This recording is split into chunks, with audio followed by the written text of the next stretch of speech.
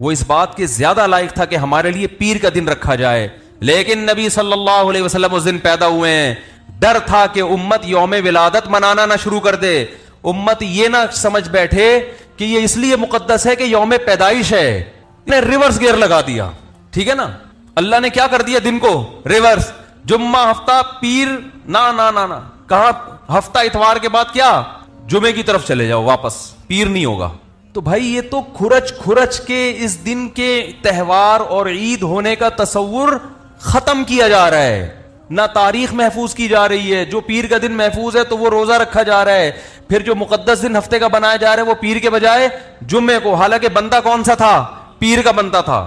اس کے بعد بھی اگر میرا خیال ہے کوئی یہ کہتا ہے کہ 12 ربیع الاول یوم پیدائش بھی ہے، پہلی بات، نمبر 2 اس دن کو تہوار منانا چاہیے، خوشی منانی چاہیے، نمبر 2 پھر رات کو کرنی چاہیے، چراغاں کرنا چاہیے، اور پھر اس کے ساتھ بہت سارے اور جو لوازمات کر دی ہیں، ناچ گانے ہو رہے ہیں، ڈانس ہو رہا ہے، پتہ نہیں کیا کیا ہو رہا ہے، وہ تو اس کو تو میں بھی چھیڑ ہی نہیں رہا۔ تو یہ سب اس کی علامت ہے میرے بھائی، آپ اللہ کو راضی کرنے کی فکر نہیں رکھتے، یہ اپنی خواہشات ہیں جس پہ دین کا لیبل لگا ہوا ہے، یہ خواہشات ہیں جس پہ لیبل کس کا ہے، اور ایسی خوشی جو سچی مچی کی عید ہے اس کو نہیں منا رہے ہوتے، جو عید الفطر ہے اس میں ایسا چراغاں ہوتا ہے بھائی، جس کا اللہ نے حکم دیا، رمضان قرآن میں اللہ نے عید الفطر کا حکم دیا، لِتُكَبِّرُوا اللَّهَ عَلَى مَا هَدَاكُمْ، کہ تم رمضان کے روزے رکھو تاکہ تم اللہ کی کبریائی بیان کرو، اللہ نے خوشی مناؤ، خوشی میں تکبیریں پڑھو، تو وہ نبی نے بتا دیا کہ یہ کون سا دن ہے، عید الفطر کا۔ تو اس سے علماء نے استدلال کیا ہے کہ قرآن میں خود عید الفطر کا تذکرہ موجود ہے، جس کی تشریح کس نے کی ہے، نبی نے، اور پوری امت کا اجماع ہے۔ اس عید کو ایسی جوش و خروش سے بولو بھائی نہیں منایا جاتا، نہ چراغاں ہوتا ہے اس رات، نہ کوئی کیک کاٹے جاتے ہیں۔ اور ایک اور پوائنٹ کی بات کہ اس کے تہوار نہ ہونے کی ایک بہت بڑی دلیل یہ بھی ہے کہ دنیا میں جس مذہب سے وابستہ لوگوں کا کوئی خاص تہوار کا دن ہوتا ہے، اس مذہب کے تمام فرقوں کا اس دن پر اتفاق ہوتا ہے۔ 25 دسمبر کرسمس، تمام عیسائی اس کو مانتے ہیں کہ نہیں مانتے، تہواروں میں اختلاف نہیں ہوتا، یہ بڑا دن ہوتا ہے نا، اختلاف نہیں ہوتا اس میں، لیکن یہ کیسا تہوار ہے کہ اس میں امت میں کتابوں میں تو ہے ہی نہیں، جو مستند کتابیں، اور پریکٹیکلی بھی دیکھا جائے تو دنیا کے بعض ملکوں میں ہے، بعض ملکوں میں نہیں ہے۔ سعودی عرب جہاں اسلام آیا وہاں 12 ربیع الاول کا پتہ ہی نہیں چلتا کہ 12 آئی اور گزر گئی، جانتے ہی نہیں یہ کیا ہوتا ہے بھائی۔ دبئی میں نہیں پتہ چلتا، اب شاید پتہ چلنے لگا ہے، تو 1400 سال سے تو نہیں پتہ چل رہا تھا، تو ایسی عید ہے جو 1400 سال سے نہیں منائی گئی، اب منائی جا رہی۔ ملیشیا میں خود رہا ہوں، 12 ربیع الاول کچھ بھی پتہ ہی نہیں تھا کہ 12 ربیع الاول ہے آج۔ انڈیا، پاکستان، بنگلہ دیش میں منائی جاتی ہے، لیکن پورے انڈیا، پورے پاکستان، پورے بنگلہ دیش میں بھی نہیں ہے۔ پاکستان کے کچھ علاقے، کچھ شہروں میں ہے، کچھ شہروں میں، بولتے کیوں نہیں بھائی، لاہور کے کچھ شہروں میں ہے، کچھ شہروں میں۔ کل میں لاہور میں گیا، اسلام آباد سے کل مجھے لاہور آنا تھا، پھر لاہور سے کراچی نا، تو لاہور میں جب گیا تو رات کے وقت مجھے نہیں لگ رہا تھا یہاں ربیع الاول ہے، کچھ بھی نہیں، کوئی جھنڈی نہیں۔ ہمارے ایک دوست نے انوائٹ کیا، ان کی گلی میں جیسے ہی گیا ہوں تو میں سمجھا شاید یہ میرے استقبال میں انہوں نے پتہ نہیں کیا چراغاں کیا ہوا ہے۔ میں نے کہا خیریت؟ کہہ رہے بھائی 12 ربیع الاول ہے آج، رات ہے 12 تو ویسے ہم اتنے خوش فہمی میں مبتلا نہیں ہوتے کہ ہمارے استقبال میں کسی نے کیا ہوگا، تو لوگ اس پہ بھی تانا دے سکتے ہیں کہ جب آپ کے استقبال میں جائز ہو تو نبی کے استقبال میں کیوں جائز نہیں؟ بھائی نبی کا استقبال نہیں ہو رہا، نبی تو اپنی قبر شریف میں ہے۔ استقبال تو جب ہوا تھا جب آپ مکہ سے مدینہ گئے تھے تو بچیوں نے استقبال کیا تھا، تو اگر نبی تشریف لا رہے ہیں تو بھائی جتنا استقبال کیا جائے کم ہے، تشریف تو لا چکے ہیں، تشریف لا کے جا چکے ہیں، تبھی تو علماء کو انبیاء کا وارث کہا ہے حدیث میں۔ انبیاء کے وارث جب ہوتے ہیں جب مورث دنیا سے چلا جاتا ہے پھر وہ اس کا عہدہ سنبھالتے ہیں۔ نبی نے فرمایا علماء انبیاء کے کیا ہیں؟ وارث، کیونکہ اب انبیاء جائیں گے تو علماء ان کے قائم مقام ہوں گے۔ تو جو تہوار والے دن ہوتے ہیں کسی بھی قوم کے ان میں اختلاف نہیں ہوتا۔ تو میں شہروں کی بات کر رہا تھا، کچھ شہروں میں ہے کچھ شہروں میں نہیں، پھر جن شہروں میں ہے اس میں بھی پورے شہر میں نہیں ہے۔ لاہور میں ڈیفینس میں نہیں تھا، اور وہ کون سا علاقہ ہے جہاں میں کل گیا تھا، نہیں یار وہ پتہ نہیں نام بھول گیا، اس علاقے میں ہے، جو بھی ہے بہت سے علاقوں میں ہے نا، نام آنا کوئی ضروری تھوڑی ہے بہت سے علاقوں میں۔ لاہور میں، کراچی میں دیکھ لو، کھارا در میں بہت ایسا لگ رہا ہے مسلمانوں کا تہوار ہے۔ ڈیفینس میں جاؤ گے لوگ ایسے ہی سوکھے سوکھے منہ گھوم رہے ہوں گے، حالانکہ وہ بھی مسلمان ہیں بھائی، انہوں نے بھی کلمہ پڑھا ہے۔ عید الفطر میں تو فرق نہیں ہوگا، کھارا در میں اور ڈیفینس میں کوئی فرق ہوتا ہے؟ رمضان میں کوئی فرق ہوتا ہے؟ بقرعید میں کوئی فرق ہوتا ہے؟ بلکہ ڈیفینس والے زیادہ بقرعید وہ موٹے موٹے جانور لے کر آئیں گے، کھارا در والے تھوڑے سے چھوٹے لے آئیں گے، ڈیفینس والے تو جانوروں کے مقابلے پہ آئے ہوئے ہوتے ہیں، ایسے ایسے جانور آپ حیران ہو جاؤ۔ डर होता है जानवर ना खूंटे से बांध दे आपको कहीं थोड़ी देर में, इतने बड़े बड़े जानवर होते हैं, तो पैसा ज्यादा है तो ज्यादा मना लेते हैं। नाजमाबाद में नहीं मनाई जाती, औरंगी टाउन में या लांडी के इलाकों में मनाई जा रही है, और फिर जिस इलाके में मनाई जा रही है उसमें भी पूरे में नहीं मनाई जा रही है। एक गली सजी हुई होगी, दूसरी में है ही नहीं, हालांकि वो भी मुसलमान है भाई। वो अगर मुसलमान है तो ये भी क्या है, तो गए क्या इनको नबी से मोहब्बत नहीं है, ये नहीं मना रहे, पूरी गली खाली। फिर जिस गली में झंडे होंगे उसमें भी पूरी गली में नहीं। इस वाले घरे में बत्तियां लगी हुई है, झंडे, बत्तियां, लाइटें, चमकपट्टियां, बच्चे, बूढ़े, क्या सब ऐसे बिल्कुल जैसे सर्विस स्टेशन से निकल के आए हो अभी, को ऐसा तेजाब से नहाए हुए, बिल्कुल ऐसे चमक छल्लो बने हुए होंगे। और साथ वाले घर में बोलो भाई पता ही नहीं हो, तो ये खुद इसकी अलामत है, ये मुसलमानों का त्यौहार नहीं है। त्यौहार होता तो लिबरल मुसलमान भी कर रहे, लिबरल लोग भी ईद रमजान मनाए ना मनाए, ईद बहरहाल मना लेते हैं। देखो टीवी पे भी ईद पे प्रोग्राम आते हैं ना, ईद मुबारक ये वो, हालांकि एक रोजा भी रखा होगा उन्होंने, बदगुमान नहीं होना चाहिए, लेकिन अगर नहीं भी रखा होता तो ईद बहरहाल ज्यादा अच्छे तरीके से मना रहे होते हैं। क्या ख्याल है भाई? तो ये सब इस बात के दलाइल हैं कि इस दिन का इस्लाम में कोई तसव्वुर नहीं है। बाकी रबीउल अव्वल आने से आपको खुशी होती है, अच्छी बात है भाई, नबी का महीना है, नबी पैदा हुए, बहुत अच्छी बात, दिल में एक धड़कन तेज हो जाए, ईमान की अलामत। अब मैंने जो आयत पढ़ी थी मैं उसका अब तर्जमा करता हूं तो इंशाअल्लाह बात अच्छी तरीके से समझ में आएगी। हम सब ये सब क्यों करते हैं? आखिरत में कामयाबी के लिए, अल्लाह को राजी करने के लिए, इसीलिए करते हैं ना।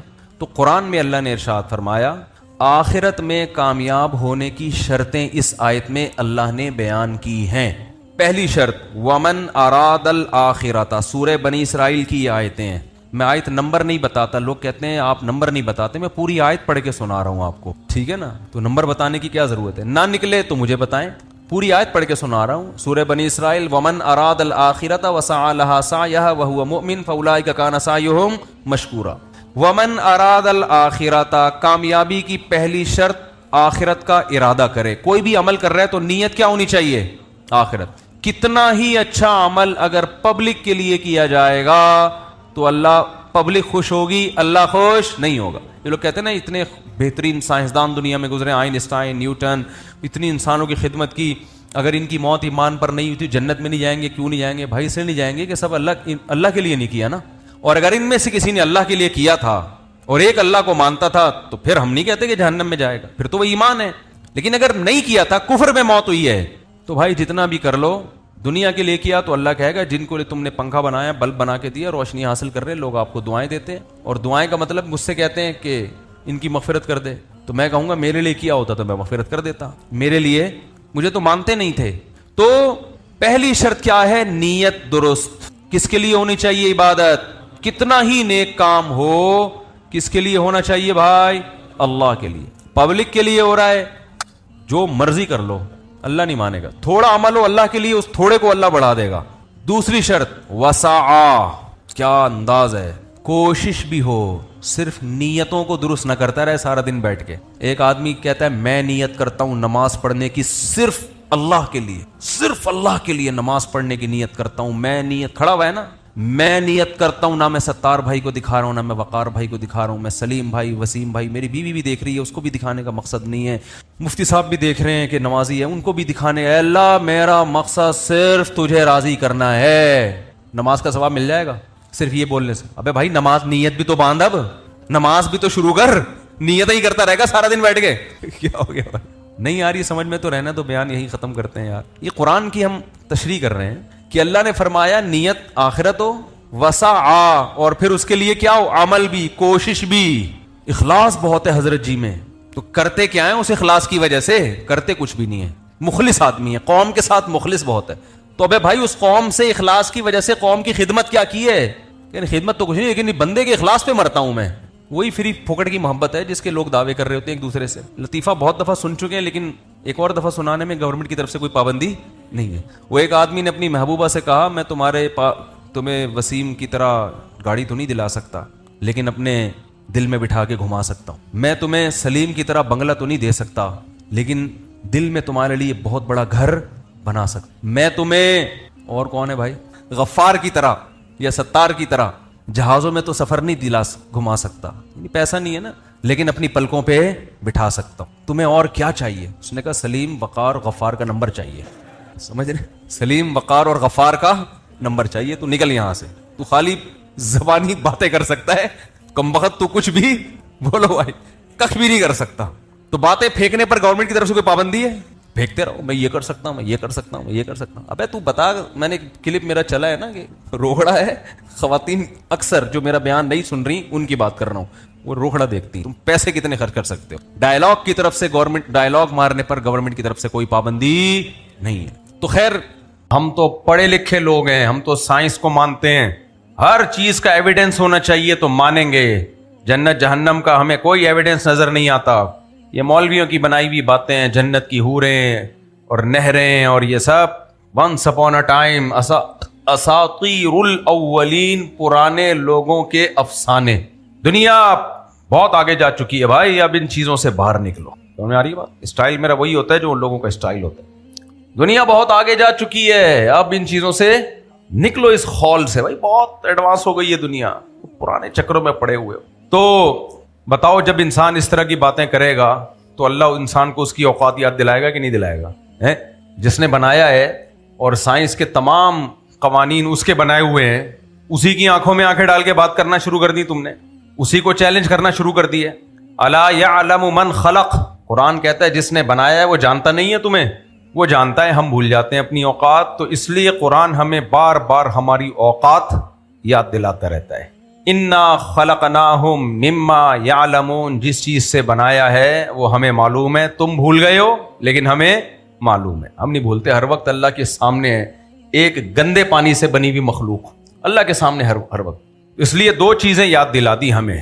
سائنس کر کے نا, سائنس کر کے ہماری باتوں کو ٹھکرایا مت کرو. آپ کتنی ترقی کر جاؤ, رہو گے خدا کے بندے ہی. لہذا خدا نے جو ذمہ داریاں تمہارے ذمے لگائی ہیں, اس کی رسپانسبلٹی, اس کی ذمہ داری پھر بھی تمہارے کندھوں پہ رہے گی. اس سے دستبردار نہیں ہو جاؤ گے تم. دیکھو, ایک باپ تھا دیہاتی, گنوار, پڑھا لکھا نہیں ہے, گدا گاڑی. گاؤں دیہاتوں میں جاؤ نا, بعض بیچارے اتنے غریب, دو جب کھڑے ہوتے ہیں نا, دونوں پنڈلیوں کے گھٹنے آپس میں مل رہے ہوتے ہیں, یعنی ماس ہی نہیں ہوتا باڈی پہ, غربت کا مارا ہوا. لیکن اس نے اپنے بچوں میں ایک بچے کو پیٹ کاٹ کے پڑھا دیا. اب وہ بچہ بن گیا بہت بڑا سائنٹسٹ, بہت بڑا سائنسدان بن گیا, وہ بہت اعلیٰ چیز بن گیا. اب وہ گاؤں کی زندگی سے نکلا, 3 پیس سوٹ, ٹائی, پرفیوم مختلف قسم کے, لگژری گاڑی.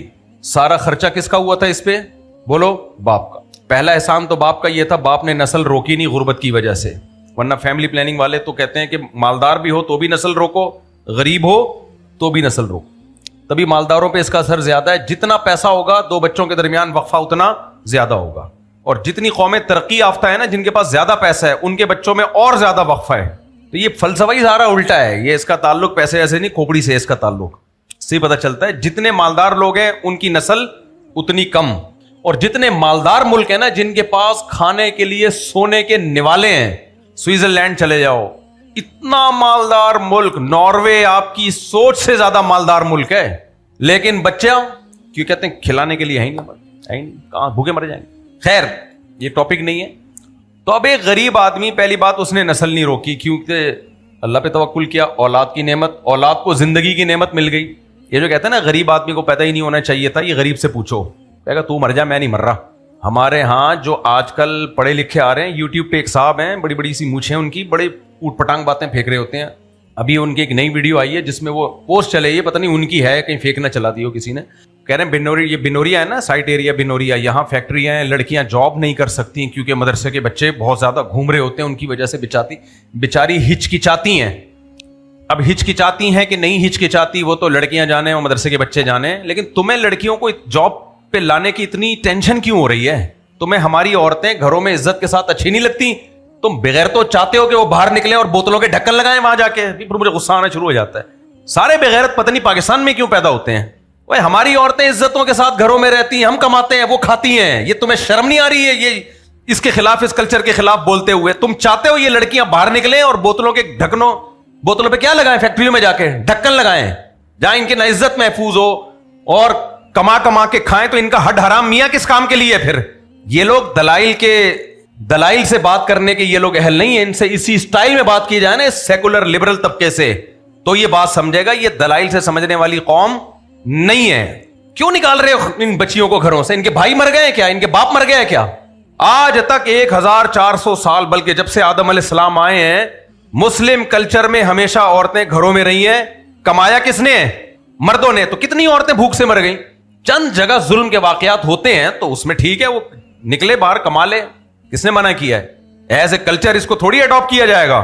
ان کو بولو اپنی بیٹیوں کو بولو جا کے فیکٹری میں بوتلوں کے ڈھکن لگایا کرو, تم جاؤ وہاں جا کے. اچھے کہتے ہیں نہیں ایکچولی ہم یہ نہیں چاہ رہے, ایکچولی یہ ٹھش پش جو کرتے ہیں نا ایکچولی. اب مجھے پھر لوگ بولتے ہیں ٹک ٹاکر اور لطیفے سنانے والا مولوی اور معاشرے کی اصلاح نہیں کر رہا. بھائی میں اصلاح ہی کر رہا ہوں, ہمارا اصلاح کا اپنا اسٹائل ہے, تمہارے اسٹائل کے ہم پابند نہیں ہے.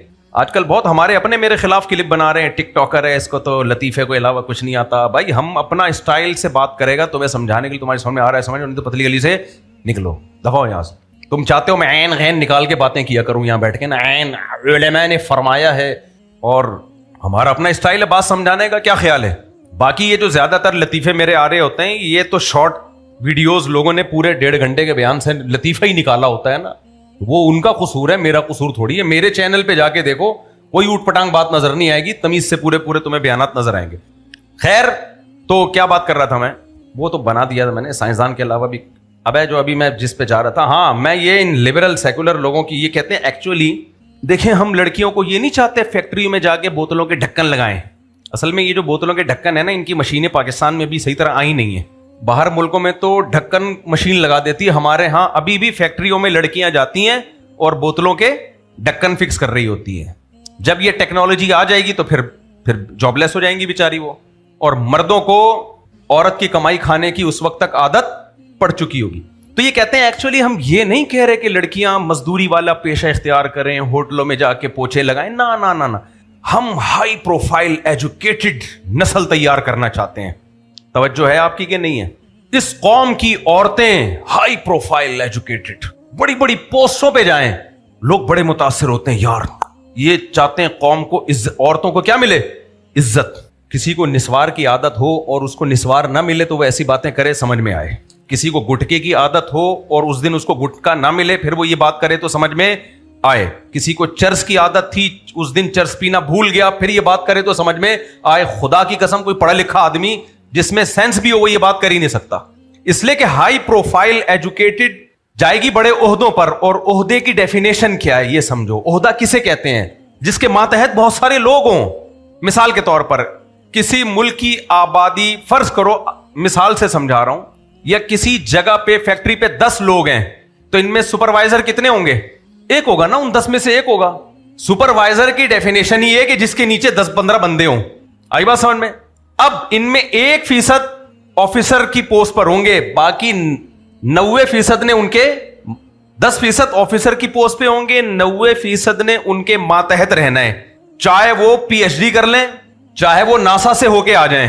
لیکن سوسائٹی کو چلانے کے لیے, ملک کو چلانے کے لیے, کسی بھی سسٹم کو چلانے کے لیے جو اپر لیول پہ جانے والے لوگ ہوں گے 1% سے لے کے 10% تک, اس سے زیادہ ہو ہی نہیں سکتے. بات سمجھ میں آ رہی ہے کہ نہیں آ رہی ہے؟ نہ مرد ہو سکتے ہیں نہ عورتیں ہو سکتی ہیں. مثال کے طور پر ایک کمپنی ہے, سینکڑوں ملازم ہیں, اس کو کمپنی کے لیے مینیجر چاہیے, تو آپ نے تحریک چلائی کہ اس کمپنی میں جتنے لوگ ہیں میں ان سب کے حقوق کی آواز اٹھاؤں گا, ان میں مزدور کوئی نہیں ہوگا, سب کیا بنیں گے؟ مینیجر. اور یہ مولوی لوگ جو باتیں کرتے ہیں کہ نہیں کچھ مزدور, اب یہ سب بیکار کی باتیں ہیں. بیٹا میں آپ کو وہاں دیکھنا چاہتا ہوں. میں آپ کو کہاں دیکھنا چاہتا ہوں؟ سب کو ورک شاپ کروا رہا ہے, موٹیویشنل اسپیکر آ گیا, جتنے بھی کمپنی میں لوگ بیٹھے ہوئے ہیں ان کو ورک شاپ کروا رہا ہے. میں سب کو اس کرسی پہ دیکھنا چاہتا ہوں. وہ جو کرسی ہے نا مینیجر کی, فیکٹری 2 دن میں کیا ہو جائے گی؟ بند. کہیں گے بوتل پہ ڈھکن کون لگائے گا بھائی؟ سارے مینیجر بن جائیں گے. بن ہی نہیں سکتے, ناممکنات میں سے ہے. ہمیشہ فطرت متعین کرتی ہے, اللہ کی طرف سے تعین ہوتی ہے کہ اس ملک میں, اس دنیا میں کتنے لوگ آفیسر رینک پہ ہوں گے, کتنے ان کے ماتحت ہوں گے, کتنے ماتحتوں کے ماتحت ہوں گے. یہ فطرت کا بنایا ہوا نظام ہے, اس کو آپ چھیڑ چھاڑ کے تبدیل نہیں کر سکتے. آپ زیادہ یہ کر سکتے ہو کہ سب کو ایجوکیشن دے کے سب کو پڑھا لکھا بنا دیا, لیکن وہ تعلیم ان کے کسی کام کی نہیں ہوگی, الا ماشاءاللہ چند مخصوص تعلیمات. وہ تو سب کو ضرورت ہے اس کی, چاہے وہ دین کی ہو چاہے دنیا کی ہو. لیکن جو हर फील्ड में आपने एक्सपर्ट पैदा करना शुरू कर दिए तो बेड़ा गर्क हो जाएगा उस फील्ड का, यानी उस फील्ड से मुंसलिक लोगों का। भाई हर कौम में ऑफिसर लेवल के लोग 1 से 10%, 90% क्या होंगे? मातहती होंगे। तो आप जब लड़कियों को घरों से निकालोगे, पूरी आबादी को घर से निकाल दिया कमाने के लिए, इस पूरी आबादी में 5 से 10% ऑफिसर रैंक पे आ जाएंगी, बाकी सब ने बोतलों के ढक्कन लगाने हैं, बाइकियां चलानी है, टैक्सियां चलानी है और होटलों में जाके बर्तन धोने हैं, चाहे वो कितनी पढ़ी लिखी क्यों ना हो, सबने यही करना है। और बाहर मुल्कों में तो कर रहे हैं, वहां जाके कमबख्त गालियां देने का दिल चाह रहा है इन बेगैरतों को। जो तुम्हें मैं तपा हुआ, पता है क्यों? मैं भी बताऊंगा आखिर में। एक वीडियो मैंने देखी, उसके बाद मैं बहुत तपा हुआ हूं, वो आखिर में बोलूंगा, वरना पूरा टॉपिक चेंज हो जाएगा, पूरा टॉपिक ना चेंज हो जाए। है इसी से मुताल्लिक, यही जो लिबरल सेकुलर लोग आके हमारे सोसाइटी का बेड़ा गर्क कर रहे हैं ना। हमारे पास है क्या? कुछ है हमारे पास सिवाय इस बात के कि हमारा खानदानी निजाम मजबूत है, मोहब्बतें हैं, मर्द औरत से मोहब्बत, औरत मर्द से मोहब्बत, शौहर बीवी से वफा, बीवी शौहर से वफा, भाई बहनों की फिक्र करता है, बाप बेटियों की फिक्र करता है। इसके अलावा कुछ बचा है हमारे पास? मर्द कमा के औरत को खिलाता है, ये खूबी है। इसके अलावा कुछ 2% की कोई चीज बची हो तो बताओ। कुछ भी नहीं बचा ना। ये बेगैरत चाह रहे हैं कि इसको भी क्या कर दें, इसका भी जनाजा निकाल दें सोसाइटी से, नस्लें रोक के और औरत को घर से बाहर निकाल के। इसलिए मैं बार बार जो मेरे बयान में बैठ रहे हैं ना, कितने ही पढ़े लिखे हूं, कितने ही पढ़े लिखे हूं, फितरत कभी चेंज होती है? बोलो। देखो शुरू में पिज्जा बर्गर ये गरीब लोगों का खाना था या मालदारों का? मालदार। अगर किसी मालदार को पराठा खाते हुए देख लिया ना, वो मालदार बदनाम हो जाता था, यार ये पराठे खा रहा है, हैं? पराठे खाता है, चने की दाल में डुबो डुबो के खा रहा है।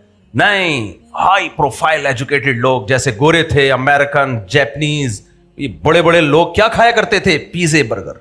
ये गरीबों की खुराक है, शरीद बना के खा रहे, उंगलियां भी डुबो रहा है उसमें, या वहां नली नहीं आ रही आके उंगलियां डुबो डुबो के उसमें।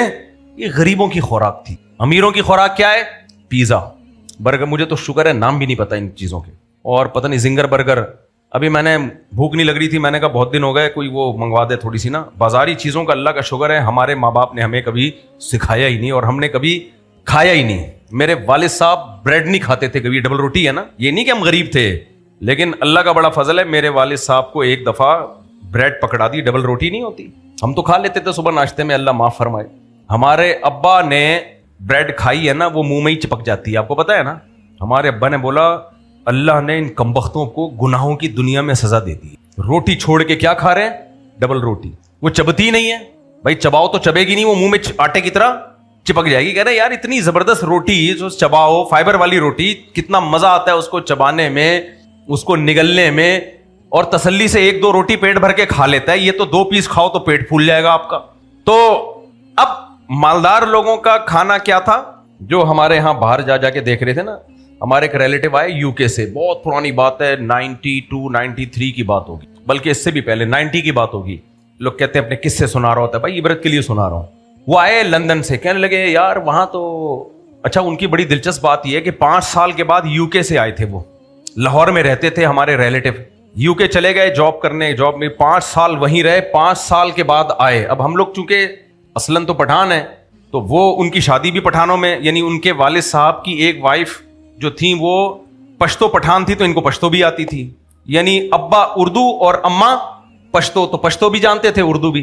5 साल के बाद ये आए लंदन से, हम इनको एयरपोर्ट लेने के लिए गए, मैं भी और मेरे भाई भी आए यहाँ, यानी कराची एयरपोर्ट पे आए, तो यहां से लाहौर जाना था। मुझे वो दिन याद है, हम जब उनको टैक्सी में लेने के लिए गए तो पैंट पहनी हुई और शर्ट, वो जो लंदन वाला स्टाइल है, हमारे मामू लगते थे रिश्ते में, वो मेरी अम्मी के कजन। अब जब वो टैक्सी में बैठे, टैक्सी वाले ने पश्तो गाना लगा दिया, जिया कुर्बान, ढींग ढींग टम टम टम, वो नहीं चलता एक खास किस्म का स्टाइल। तो अब वो पश्तो गाना जब उसने लगाया पुराना ना, ओ भाई उनकी खुशी देखने वाली। वो टैक्सी में बंदा उछल रहा है ऐसे 2-2 फुट, धाम धाम नीचे जा रहा ऊपर जा रहा। हमने कहा पता नहीं खिड़की तोड़ के भागेगा क्या होगा। कह रहा है यार इतने 5 साल के बाद मैंने क्या सुना है, अपना पश्तो सुनी है मैंने। उनकी खुशी जो है ना देखने वाली थी। क्यों? अंग्रेजों के जो गाने हैं ना वो उनके जैसे ही है, जैसे पिज़्ज़े और बर्गर।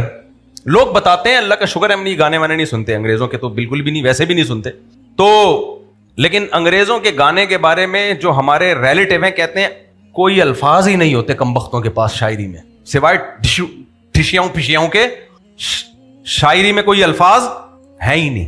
کوئی ہوتا ہے نا محبوب کی زلفوں کی تعریف ہو رہی ہے, اس کے چہرے کی تعریف, اس کے جیسے اردو شاعری میں آپ کو ملے گا, اردو شاعری میں صرف محبوبہ کی پلکوں پہ پوری پوری غزلیں لوگوں نے کہی ہوئی ہیں, پلکوں پہ. اور عربی شاعری میں بھی ایسا ہی ہے. عرب ایک شاعر ہے, اپنی اونٹنی کی آنکھیں, اس آنکھوں پہ پوری غزل لکھی ہے اس نے, ایک عربی شاعر نے. انگلش میں آپ کو کیا ملے گا, ٹھیوں ٹھیوں ٹھا ٹھا ٹھیوں ٹھیوں فش فش, بس یہ کوئی شاعری واری, ٹوئنکل ٹوئنکل لٹل اسٹار, یہ کوئی شاعری ہے یار؟ ہمارے اقبال کی شاعری دیکھو یار, وہ جو لب پہ آتی ہے دعا بن کے تمنا میری, آگے کیا ہے بھول گئے ہم, روزانہ پڑھتے تھے, زندگی شمع کی صورت ہو خدایا میری, شاعری ہے بھائی. تو اب ہمارے جو دوست ہیں نا, جو وہاں ان کے گانے بھی سنتے تھے, ادھر بھی گانے سنتے, تو کہتے ہیں یار ان کے گانوں میں کم بختوں میں کوئی شاعری نہیں ہے سوائے میوزک پر, ٹش پش. مائیکل جیکسن کو تو دیکھا ہی ہوگا آپ نے, چھوڑو رہنے دو یار, پھر مائیکل جیکسن پہ بیان ہو جائے گا پورا. تو جیسے ان کی شاعری ہے ویسے ہی ان کے کھانے, کوئی چٹپٹا پن اس میں ہے ہی نہیں, کوئی ادب نہیں ہے.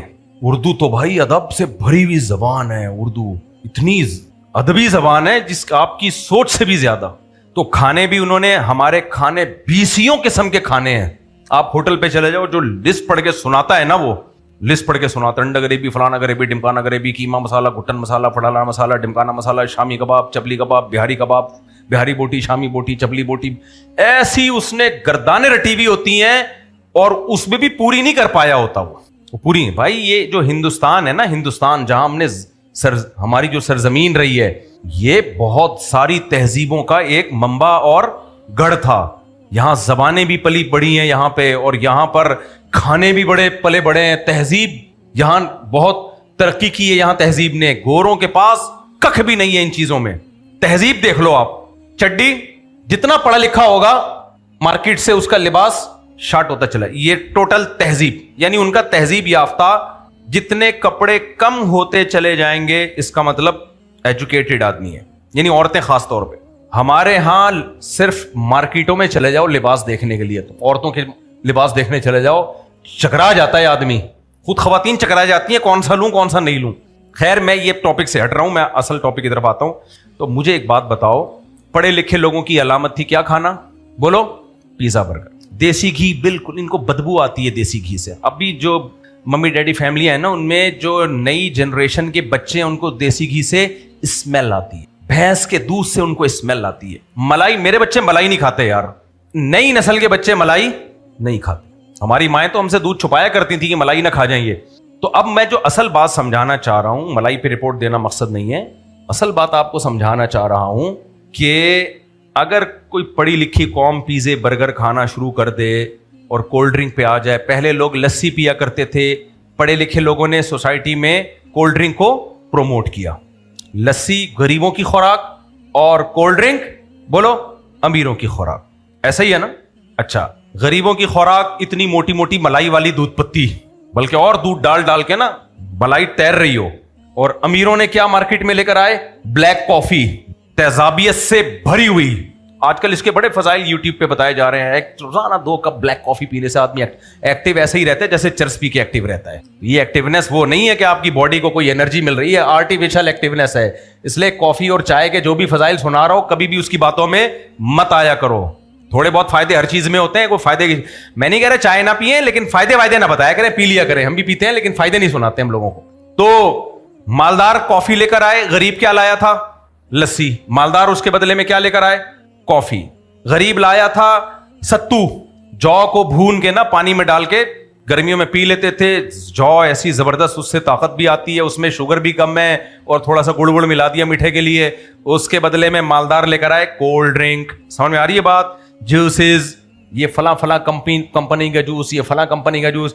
اب غریب کا بچہ تو ستو پی لے گا, مالدار کا بچہ ستو سن کے بے ہوش ہو جائے گا. اس کے ناک کے قریب لے کر آؤ نا. ہمارے یہاں لندن سے کچھ مہمان آئے مدرسے میں, تو ہمارے استاذ نے ان کی خدمت میں ستو رکھ دیا, ایک قطرہ نہیں پیا ان لوگوں نے. وہ بیچاروں کے منہ بن گئے. تو ہمارے استاذ کو لگا کہ شاید میں نے زیادتی کر لی لوگ کے ساتھ, پھر کولڈ ڈرنک منگوائی, انہوں نے پی. میں ان باتوں سے کیا سمجھانا چاہ رہا ہوں کہ آپ اگر پڑھے لکھے ہو جاتے ہیں اور کوئی چیز آپ کے کلچر کا حصہ بن جاتی ہے, اس کا یہ مطلب ہرگز نہیں ہے کہ وہ آپ کی نیچر سے بھی میچ کرتی ہے. سمجھ میں آ رہی ہے بات؟ ماڈرن ہونے سے کچھ خرابیاں اگر سوسائٹی میں آ جاتی ہیں اور وہ ماڈرن لوگوں کی علامتیں بن جاتی ہیں, تو ماڈرن لوگوں کا کلچر بننے سے یہ نہیں ہو جاتا کہ وہ سوسائٹی کے لیے بینیفیشل ہیں یا سوسائٹی کے لیے فائدہ مند ہیں، یہ ہرگز مطلب نہیں ہے۔ تو اسی طرح خوب یہ سمجھ لو کہ یہ جو ماڈرنزم ہے نا، جس میں بچے بھی کم پیدا کرنے ہیں، لڑکیوں نے جاب بھی کرنی ہے، عورت نے شوہر کی نہیں ماننی ہے، بہن نے بھائی کی نہیں ماننی ہے، بیٹی ابا کو ٹاٹا کر کے جائے گی، یہ ماڈرنزم کا لازمی جزو ہے۔ ہر لڑکی کمائے گی، پڑھے گی بھی، یہ ماڈرنزم کا لازمی جزو ہے۔ غریب کی عورتیں بیچاری گھروں میں رہتی ہیں، غریب کی عورتیں اپنے بھائیوں کا احترام کرتی ہیں، غریب کی عورتیں اپنے ابا سے آشیرواد لیتی رہتی ہیں، ابا کے سامنے سر پہ شرم و حیا کی وجہ سے دوپٹہ بھی لے لیتی ہیں۔ غریب کی عورت بیچاری اپنے شوہر کے قدموں میں جنت تلاش کر رہی ہوتی ہے، پہلے اماں کے قدموں میں، ابا کے قدموں میں، شادی کے بعد کس کے قدموں میں جنت تلاش کر رہی ہے؟ شوہر کے قدموں میں۔ تو لوگ کہتے ہیں کیا بیکار قسم کا کلچر ہے، غریبوں والا کلچر۔ لوگ کہتے ہیں کیا کون سا کلچر ہے یہ؟ غریب۔ اور پھر غریبوں کے بچے زیادہ ہوتے ہیں، اب چی کھانے کو روٹی نہیں اور بچے دیکھو پیدا ہوئے چلے آ رہے ہیں۔ بھائی تمہارے پاس تو بہت ہے، تمہارے کیوں نہیں پیدا ہو رہے؟ یار ہم طریقے سے ایک دو تمیز سے پال لو، ان 10 بچوں سے بہتر ہے جو چور اچکے بنے بڑے ہو کر۔ اس کا مطلب اب تک جن جن کے 10 ہو رہے تھے وہ سارے چور اور اچکے پیدا ہو رہے تھے، وہ انسان کے بچے پیدا نہیں ہو رہے تھے۔ تو خوب سمجھ لو، ماڈرنزم کے ساتھ اگر کسی سوسائٹی میں کوئی چیز آئی ہے تو یہ ضروری نہیں کہ وہ سوسائٹی کے لیے فائدہ مند ہے۔ یہ شیطان کا بہت بڑا دھوکہ ہے۔ جیسے شیطان نے پہلے غریب آدمی کو بھی پیزے برگر میں لگا دیا نا کہ امیروں کی خوراک ہے، تم بھی یہ کھایا کرو۔ غریب آدمی بیچارہ ستو پھانک رہا تھا، جب اس نے دیکھا مالدار لوگ کولڈ ڈرنک پیتے ہیں، وہ بھی کس پہ آ گیا؟ کولڈ ڈرنک پہ آ گیا، گردے بھی خراب کروا دیے اپنے، موٹاپا بھی آ گیا۔ سمجھ میں آ رہی ہے بات؟ بیڑا ہی غرق ہو گیا۔ اب مالدار لوگ کھا رہے ہیں غریبوں والی خوراک۔ ڈاکٹروں نے اب ان کو اویئر کیا، نہیں بھائی ڈائٹ پہ آؤ، روٹی کم کھاؤ، چاول کم کھاؤ، کم کھاؤ۔ سب سے بڑی بات یہ، پہلے زیادہ کھانا صحت کی علامت سمجھا جاتا تھا، کھاؤ گے تو بڑے ہوگے۔ نہ اب ڈاکٹر کہہ رہے ہیں دیکھو غریب کو کھانے کو زیادہ نہیں ملتا۔ ایسا ہی ہے کہ نہیں ہے؟ میں ایک واقعہ سنا دیتا ہوں، پھر سمجھ میں اچھی طرح بات آ جائے گی۔ پہلے بھی کئی دفعہ سنایا ہے۔ ہمارے ایک ریلیٹو تھے، میں ان کے جب گھر گیا، بہت ہی غریب، میرا ارادہ تھا تھوڑا زکات بکات بیچاروں کے ساتھ تعاون کروں گا، بہت ہی غریب۔ میں جو ان کے گھر گیا تو ان کے بچے بڑے چمکدار، لمبے تڑنگے، فٹ فاٹ۔ میں نے کہا بھائی یہ اتنے غریب ہیں، کمبخت، استغفر اللہ، کمبخت نہیں کہنا چاہیے، کھانے کو روٹی نہیں ہے، گھر بھی حالت میں نے دیکھی نا، بیٹھنے کے لیے صوفہ نہیں ہے، کھانے کے لیے برتن نہیں ہے، اور ان کی صحتیں دیکھو، ایسے چہرے چمکدار ان کے۔ تو میں نے ان کی اماں سے پوچھا، میں نے کہا اچھا، میں نے کہا آپ کو راشن واشن کا کیا سیٹ اپ ہے، کوکنگ آئل کون سا خریدتے ہیں؟ انہوں نے کہا بیٹا ہمارے پاس تو کوکنگ آئل خریدنے کے پیسے نہیں۔ تو پھر کیا کرتے ہیں؟ بقرعید میں بیٹا ہم تو چربی جمع کرتے ہیں، اسی چربی کا گھی بناتے ہیں، مجبوری میں پورے سال وہی کھاتے ہیں۔ یہ وہ گھی تھا جو ان کے چہروں پہ بولو چمک رہا تھا۔ نہیں آئی سمجھ بات؟ پہلے ڈاکٹر منع کرتے تھے کولیسٹرول ہے، فلانا ہے، ڈمکانا ہے، آج ڈاکٹر کہہ رہے ہیں اینیمل فیٹ سے بہتر کوئی فیٹ نہیں ہے۔ میں نے بھی اونٹ کی چربی کا جو ولاگ بنایا تھا نا، اونٹ کی چربی کا، اس کے نیچے لوگوں نے کمنٹس کیے ہوئے کہ لوگوں کو مفتی صاحب دل کا مریض بنا رہے ہیں۔ خوب سمجھ لو، یہ جو تم کوکنگ آئل کھا رہے ہو یہ تمہیں ہارٹ پیشنٹ بنا رہا ہے۔ کوکنگ آئل چربی نہیں بناتی۔ ہاں چربی اس صورت میں بنائے گی جب ورزش نہ ہو، ایکسرسائز نہ ہو، پھر تو میرے بھائی کچھ بھی کھاؤ گے تو مرو گے۔ یہ جو آرگینک چیزیں ہیں یہ ہماری صحت کے لیے فائدے مند ہیں، یہ نقصان دہ نہیں ہیں۔ باقی کھا چربی رہے ہو اور کام سارا دن آفس میں بیٹھ کے انگلیوں سے بٹن دبا رہے ہو، پھر تو مرو گے، وہ تو ظاہر ہے، وہ تو برباد ہو جاؤ گے پھر۔ تو ماڈرنزم کے ساتھ جتنی بھی چیزیں آتی ہیں، کچھ چیزیں اچھی بھی آتی ہیں، میں یہ نہیں کہہ رہا ساری چیزیں غلط آتی ہیں، لیکن یہ ضروری نہیں ہے کہ ماڈرنزم کے ساتھ جو چیز بھی سوسائٹی میں آ رہی ہے ہم اس کو ایز اٹ از ایکسیپٹ کر لیں، اور اس بیس پہ اس کو ایکسیپٹ کریں کہ اس کے اگینسٹ غریب لوگ چلتے ہیں، اور غریب کے اندر کوئی کوالٹی ہے تو اس بیس پہ اس کو ریجیکٹ کر دیا جائے کہ یہ غریبوں کا کام ہے۔ یہ صحیح نہیں ہے، تو ہمیں دیکھنا پڑے گا۔ تو یہ لوگ جو لبرل لوگ اس طرح کی تحریکیں چلا رہے ہیں نا، خواتین کی آزادی، گھروں سے باہر نکالو، وہ کہہ رہے ہیں کہ وہاں جو ہے نا بنوریا میں بچے پڑھتے ہیں تو خواتین کمفرٹیبل نہیں ہے وہاں فیکٹریوں میں جانے میں، حالانکہ مدرسے کے بچے کسی کو چھیڑتے ویڑتے نہیں ہیں بیچارے، تو کمفرٹیبل نہیں ہے۔ اور اچھا ایک نے یہ بھی کمنٹ کیے ہوئے تھے کہ خواتین کسی مولوی کو دیکھ کے کمفرٹیبل نہیں ہوتی، جیسی مولوی آئے گا پردہ کر لیں گی، سائڈ پہ جانے کی کوشش شروع کر دیں گی، تو اس کا مطلب سوسائٹی میں مولانا لوگ بالکل ٹھیک نہیں ہے۔ یہ سوسائٹی میں نا ایک یوں سمجھے کہ ٹینشن ہے سوسائٹی کے لیے۔ آپ کسی پوش علاقے میں چلے جائیں یا ایسے علاقے میں جو مولوی لیس علاقہ ہو، جہاں نہ تبلیغ والے ہوں، نہ داڑھی والے، نہ ٹوپی والے، چڈی پہن کے ماڈرن لوگ گھوم رہے ہوں، وہاں خواتین بھی چڈی پہن کے گھومیں، بالکل اپنے آپ کو سیو سمجھتی ہیں، وہ ہم محفوظ ہیں۔ اور یہ حقیقت بھی ہے آگے میں اس کی ڈیٹیل بتاؤں گا. مجھے ایک بات بتاؤ, یہ مسجد ہے نا, اللہ کا گھر ہے, یہاں کوئی خاتون آ سکتی ہے ایسے ادھورے کپڑوں میں؟ لیکن کسی جنرل اسٹور چلی جائے یا کسی بڑے مارٹ چلی جائے, کتنی کمفرٹیبل ہوگی وہ, کوئی اس کو نہیں چھیڑ رہا. اس کا مطلب سکون مسجد میں زیادہ ہے یا وہاں زیادہ ہے؟ عورت کو سکون یہاں زیادہ مل رہا ہے یا وہاں زیادہ؟ اس دلیل کی روح سے. اس سے تو پھر یہ پتا چلا, اگر یہ سکون کا یہ مطلب ہے, اس سے تو یہ پتا چلا کہ مسجدیں بے سکونی کی جگہ ہیں اور جتنے مارٹ ہیں یہاں خواتین کیا ہوتی ہیں؟ آزاد. تو ایسے لوگوں کو میں یہ کہتا ہوں کہ ان خواتین کو نائٹ کلب بھیجو اور سکون محسوس کریں گی, کیونکہ مارٹ میں پھر بھی کچھ نہ کچھ پہن کے گھومنا پڑتا ہے, نائٹ کلبوں میں بالکل ایزی فیل کریں گی. دوبارہ سے یہ تم لوگ بہت مشکل ہے سمجھانا. دوبارہ سے جو دلیل دی جا رہی ہے, یہ سب دلیلیں آج کل میڈیا پہ دی جاتی ہیں, اور نہیں بھی دی جاتی نا, لوگوں کے ذہن میں ہیں. یہ خواتین خود بھی کہتی ہیں کہ ہم مولویوں میں یا پاکستان میں اپنے آپ کو کمفرٹیبل نہیں سمجھتے. میں جب فون سنا کرتا تھا, ایک ملحد لڑکی کا فون آیا, مجھ سے کچھ پوچھ رہی تھی, کوئی اسلام پہ اعتراضات تھے, اسلام آباد میں تھی, میں اس کو جواب دے رہا تھا. تو کہنے لگی مجھے جلدی جواب چاہیے, میری فلائٹ نکل رہی ہے, میں پاکستان سے جا رہی ہوں. اسٹائل تو ان کا یہی ہوتا ہے. پھر خود ہی پاکستان کو گالیاں دینا شروع کر دی اس نے. پہلے اسلام کے بارے میں اعتراضات کیے, میں نے تمیز سے اعتراضات کا جواب دیا, بجائے اس کے کہ آپ اس جواب کو سنو, الٹا گالیاں کس کو دینا شروع کر دیں؟ پاکستان کو. یہ مولویوں کا ملک ہے اور میں یہاں کمفرٹیبل نہیں ہوں, یہاں ہر شخص دیکھتا ہے, ہم اپنی مرضی سے کچھ پہن نہیں سکتے. پتہ نہیں لندن جا رہی تھی, امریکہ جا رہی تھی, میں جا رہی ہوں اس ملک سے. انگلش ٹھش پھش بہت لگائی ہوئی تھی. تو میں کہنے والا تھا دفع ہو جاؤ. اصل جواب تو یہی ہے نا, لیکن میں نے کہا مجھ سے مسئلہ پوچھ رہی, میں تمیز سے بات کروں. کہ یہاں ریسٹرکشنز بہت زیادہ ہیں, یہ اس کے الفاظ ہیں, پابندیاں بہت زیادہ ہیں. ہم یہاں جینز پہن کے آزادی سے نہیں گھوم سکتے, ہم اپنی مرضی کی ڈریسنگ نہیں ہے ہماری, وغیرہ وغیرہ.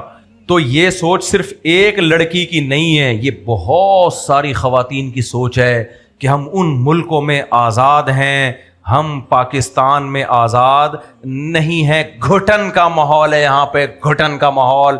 اس سے یہ ہماری سوسائٹی کو برا ثابت کرنے کی کوشش کرتی ہیں کہ ایک بہت ہی بری سوسائٹی ہے. تو میں ان سے کہتا ہوں کہ آپ امریکہ کی گلیوں میں, یورپ کی گلیوں میں جو گھوم رہی ہو سلیو لیس کپڑے پہن کے اور چڑیاں پہن کے, اور آپ اپنے آپ کو کمفرٹیبل محسوس کر رہی ہو, اتنی کمفرٹیبل آپ وہاں بھی نہیں ہو. چڈی کے بغیر نہیں گھوم سکتی آپ وہاں پہ. کیا خیال ہے؟ اگر گھومی سارے گورے مڑ مڑ کے دیکھیں گے یہ کیا ہو رہا ہے, وہ نا پولیس پکڑ کے لے جائے گی. اگر آزادی اور کمفرٹیبل زون میں آنے کا یہ مطلب ہے تو نائٹ کلب میں یہ بھی نہیں ہوتا. کیا خیال ہے؟ پھر آپ بولا کرو امریکہ اور یورپ کی گلیاں گھٹن کا ماحول ہے. یہاں پہ کیا ماحول ہے؟ گھٹن کا ماحول ہے. 2-4 اسٹیکر چپکا کے گھومنا پڑتا ہے یہاں پہ, اور نائٹ کلبوں میں بالکل ہم کیا ہیں؟ آزاد ہیں. او بھائی, یہ جو بےغیرتی والی آزادی ہے نا, اس کو آزادی نہیں کہتے. یہ تو ایسے ہی ہے جیسے یورپ کا ایک کنٹری ہے, نام نہیں بتاؤں گا, وہاں جتنے ہیروئن چرسی ہے نا وہاں جا کے چرس پیتے ہیں. نام نہیں بتاؤں گا, ایسا نہ کوئی ہیروئن یہاں سے ٹکٹ ویزا لے اور پہنچ جائے وہاں پہ. یورپ کا ایک کنٹری ایسا ہے جس میں نشہ, ہر طرح کا نشہ لیگل ہے. یورپ کا ایک کنٹری ہے جہاں پہ نشہ کیا ہے؟ بولو, لیگل. اب اس ملک سے کوئی چرسی یہاں آ جائے, کتنی برائی کرے گا ہماری. کیا خیال ہے؟ کیسا گھٹن کا ماحول ہے یار. مجھے بتاؤ, وہاں سے چرسی اگر یہاں آ جائے, گھٹن کا ماحول ملے گا کہ نہیں ملے گا اس کو؟ یہاں بیٹھ کے پی رہا ہوگا, سب جائیں گے, ادھر جا کے پی, میرے گھر کے آگے کیوں پی رہا ہے, ادھر جا کے بیٹھ, سب تانے دیں گے کہ نہیں دیں گے؟ اور برساتی نالوں میں ماحول کمفرٹیبل زون میں ہوتے ہیں. جتنے چرسی ہیں برساتی نالوں میں کیا ہوتا ہے؟ آزاد ہے. گھٹن کا, مولویوں والا ماحول نہیں ہے, گھٹن کا وہاں پہ ماحول. یہ بےغیرتوں کی دلیلیں ہیں یہ جو میں بتا رہا ہوں نا, یہ جو آج کل وہ نہیں کہہ رہے بنوریا میں مدرسہ ہے, وہاں لڑکیاں کمفرٹیبل نہیں ہیں بھائی, کیونکہ حیا کا ماحول ہے, شرم کا ماحول ہے. چاروں طرف خوبصورت داڑیوں والے, نورانی چہروں والے طلبہ گھوم رہے ہیں, تو عورت کو شرم آتی ہے, یار ان میں کیسے یہ اس ادھورے لباس میں جاؤں. یہ خوبصورت ماحول ہے, جیسے سارے صاف ستھرے نیٹ کلین بیٹھے ہوئے ہوں گے, تو وہاں پہ کسی چرسی کو جاتے ہوئے شرم آئے گی کہ نہیں آئے گی؟ شادی بیاہ میں سارے تیار ہو کے آئے ہوئے ہوتے ہیں, ولیمے میں, شادی میں, وہاں آپ میلے کپڑوں میں جاتے ہوئے شرم محسوس کرتے ہو, بلکہ کپڑے صاف ستھرے بغیر اس طریقے کے کپڑوں میں جاتے ہوئے شرم محسوس کرتے ہو. یار سارے بن ٹھن کے آئے ہوئے, میں وہاں کیا اس کپڑوں میں پہنچ جاؤں؟ ایک بٹن بھی ٹوٹا ہوا ہوگا نا, نہیں جاؤ گے آپ. یہ تو میری ہمت ہے, ٹوٹے ہوئے بٹن کے ساتھ بھی لوگوں کی شادی میں پہنچ جاتا ہوں. میں ابھی کہیں گیا ہوا تھا تو بعد میں نے کیمرے میں دیکھا بٹن ہی نہیں ہے. لیکن انسان کو شرم آتی ہے نا ایسے ماحول میں جاتے ہوئے, پرانی چپل پہن کے نہیں جائے گا. تو بھائی یہ ہماری سوسائٹی کی خوبی ہے, یہاں عورت بے حیائی میں کمفرٹیبل نہیں ہوتی. اور یہ جو مولانا کو دیکھ کے عورت ایک دم بدک جاتی ہے نا تھوڑا سا یوں اس کا مطلب یہ مولانا میں کوئی تو خاصیت ہے, آپ کو پتا ہے کہ اس کو یہ لباس اچھا نہیں لگے گا, تو یہ تو خوبی ہے, یہ تو خوبی ہے مولانا کی. اور یہی عورتیں جو اس طرح کی باتیں کر رہی ہیں, جب ان کی شادی ہو جاتی ہے تو پھر اپنے شوہر کے لیے یہ چاہتی ہیں دوسری عورتیں ایسے شرعی پردے میں آئیں جیسے رابعہ بصریہ کیا کرتی تھی شرعی پردہ.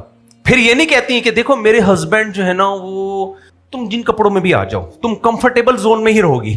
یہ جائے نا اپنی دلیلیں دیں نا اپنی انٹیوں کو, دیکھو میرے میاں کے سامنے جب بھی تم آئے خوب میک اپ میں آؤ تیار ہو کے, اور جیسی مرضی ڈریسنگ کرو اور جتنا مرضی ہنسو کھیلو, میرے میاں یا تو چھکا ہوگا تیرا میاں, کیا خیال ہے, یا تو جھوٹ بول رہی ہے, تجھے طلاق لینی ہے اپنے میاں سے, یہی ہوگا کہ نہیں ہوگا؟ تو وہاں کہہ دو نا کمفرٹیبل, وہاں تو کہہ رہی ہے منہ توڑ دوں گی اگر تو میرے میاں کے سامنے بھی آئی, کہ گی دیکھو تمہارا میاں تو اس کا مطلب بہت ہی دقیانوس قسم کا آدمی ہے, بہت ہی کوئی پرانے زمانے, بھائی پرانے کا نہیں ہے آدمی, بس مجھے یہ پتا ہے. بیوی دلیل میں کیا کہے گی, بھائی جو بھی ہے کیا آدمی ہے, تو جو آدمی ہوگا اس کے سامنے عورت اس طرح بن ٹھن کے گھومے گی, اس کی طبیعت اس کی طرف مائل ہوگی, اور مولویوں کی کم مائل ہوتی ہے, ان ٹھرکیوں کی زیادہ ہوتی ہے. مولوی تو پھر بھی کچھ اللہ رسول کی باتیں اس سے بیچارے نے سنی, دیکھ بھی لے گا تو توبہ استغفار کرتا رہے گا بیٹھ کے.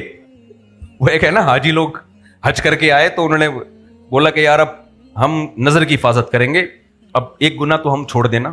تو سب نے یہ فیصلہ کیا کہ کوئی لڑکی نظر آ جائے نا تو سب نے استغفار پڑھنا ہے. تو ایک آدمی کی طرف سے آواز آئی استغفر اللہ, سب نے کہا کہاں ہے کمفرٹیبل زون. ہر بے حیائی پہ نا اچھے لیبل لگا کے سوسائٹی کی واٹ لگا دی ہے, ہر بے حیائی پہ.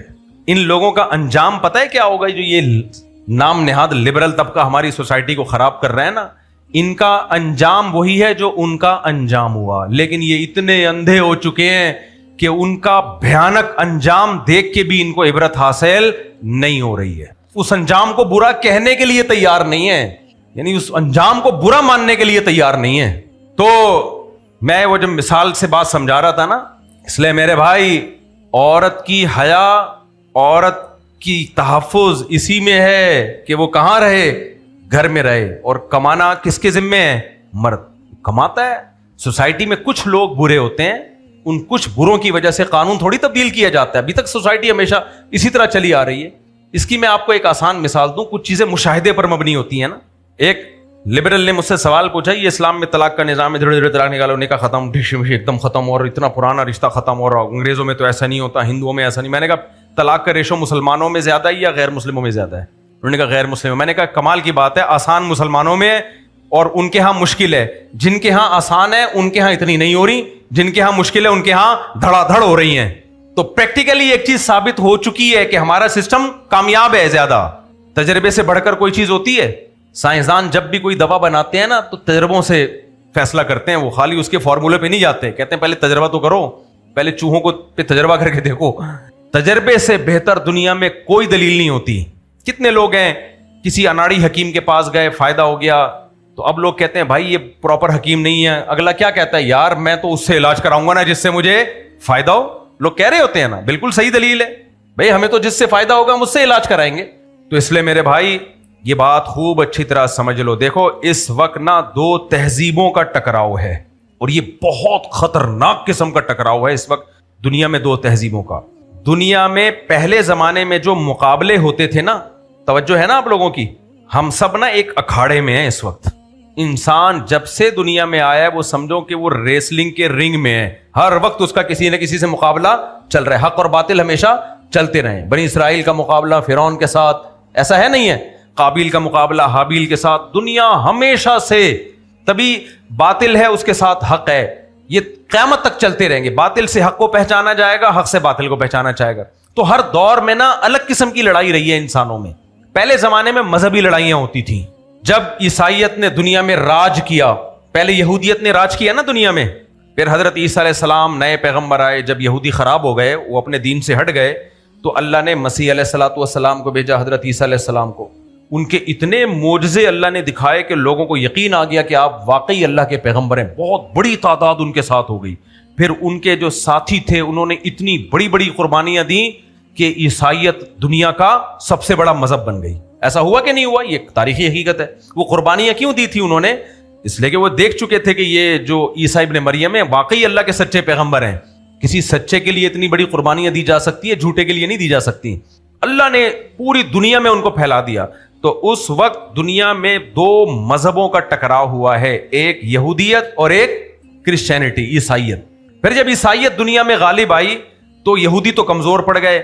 پھر عیسائیت کے مقابلے ہوتے تھے پارسیوں سے, آگ کی پوجا کرنے والوں سے, بت پرستوں سے. اس وقت دو گریٹ جو امپائرز تھیں, ایک شام کی طرف عیسائیوں کی, دوسری ایران میں پارسیوں کی. جو فارس تھے نا آگ کی پوجا کرنے والے لوگ, ادھر ہرقل تھا عیسائیوں کا, ادھر کون تھے ایران میں؟ جو پارسی ہوتے ہیں نا جو آگ واگ کی پوجا کرتے ہیں, یہ لوگ تھے. یہ دو بہت بڑی اسٹیٹ تھیں, ریاستیں تھیں. ان کی بھی جنگ تہذیب کی جنگ نہیں تھی بلکہ مذہب کی جنگ تھی. عیسائی کہتے تھے ہمارے پاس حق کا پیغام ہے, اللہ پہ ایمان لاؤ, عیسیٰ ابن مریم پہ ایمان لاؤ, اور یہ اپنے کلچر کو یا اپنے جو بھی آگ کی پوجا کرتے ہیں اس کو فالو کرتے تھے. یہ لڑائیاں بھی کون سی تھیں؟ بولو نا, مذہبی لڑائیاں تھیں. توجہ رکھنا آپ لوگ میری طرف. یہ جو میں اتنا شادی شادی شادی شادی بچے کرتا رہتا ہوں, میرا کھوپڑی نہیں میری خراب ہوئی ہے, یہ اس کے پیچھے بہت بڑا فلسفہ ہے. اور میری ان باتوں کو تم ویلیو نہیں دے رہے ہو. یہ جو NGOs ہیں نا جو اس پہ کام کر رہی ہیں, پوری دنیا جس طرف ہم کو لے کے جا رہی ہے, ان کو پتا ہے کہ یہ بندہ ہماری دم پہ پاؤں رکھ کے کھڑا ہو گیا ہے. وہ میرے خلاف پوری طور پر ایکشن اس لیے نہیں لے رہے کہ ان کو پتا ہے اس کو اس طرح فالو کیا نہیں جا رہا, اس کی باتوں کو فالو اس طرح نہیں کیا جا رہا جس طرح لوگ کسی کو فالو کرتے ہیں. بس اس کی باتیں سنتے ہیں, ہنسی مذاق میں اڑا دیتے ہیں, وہ یہ سمجھ رہے ہیں.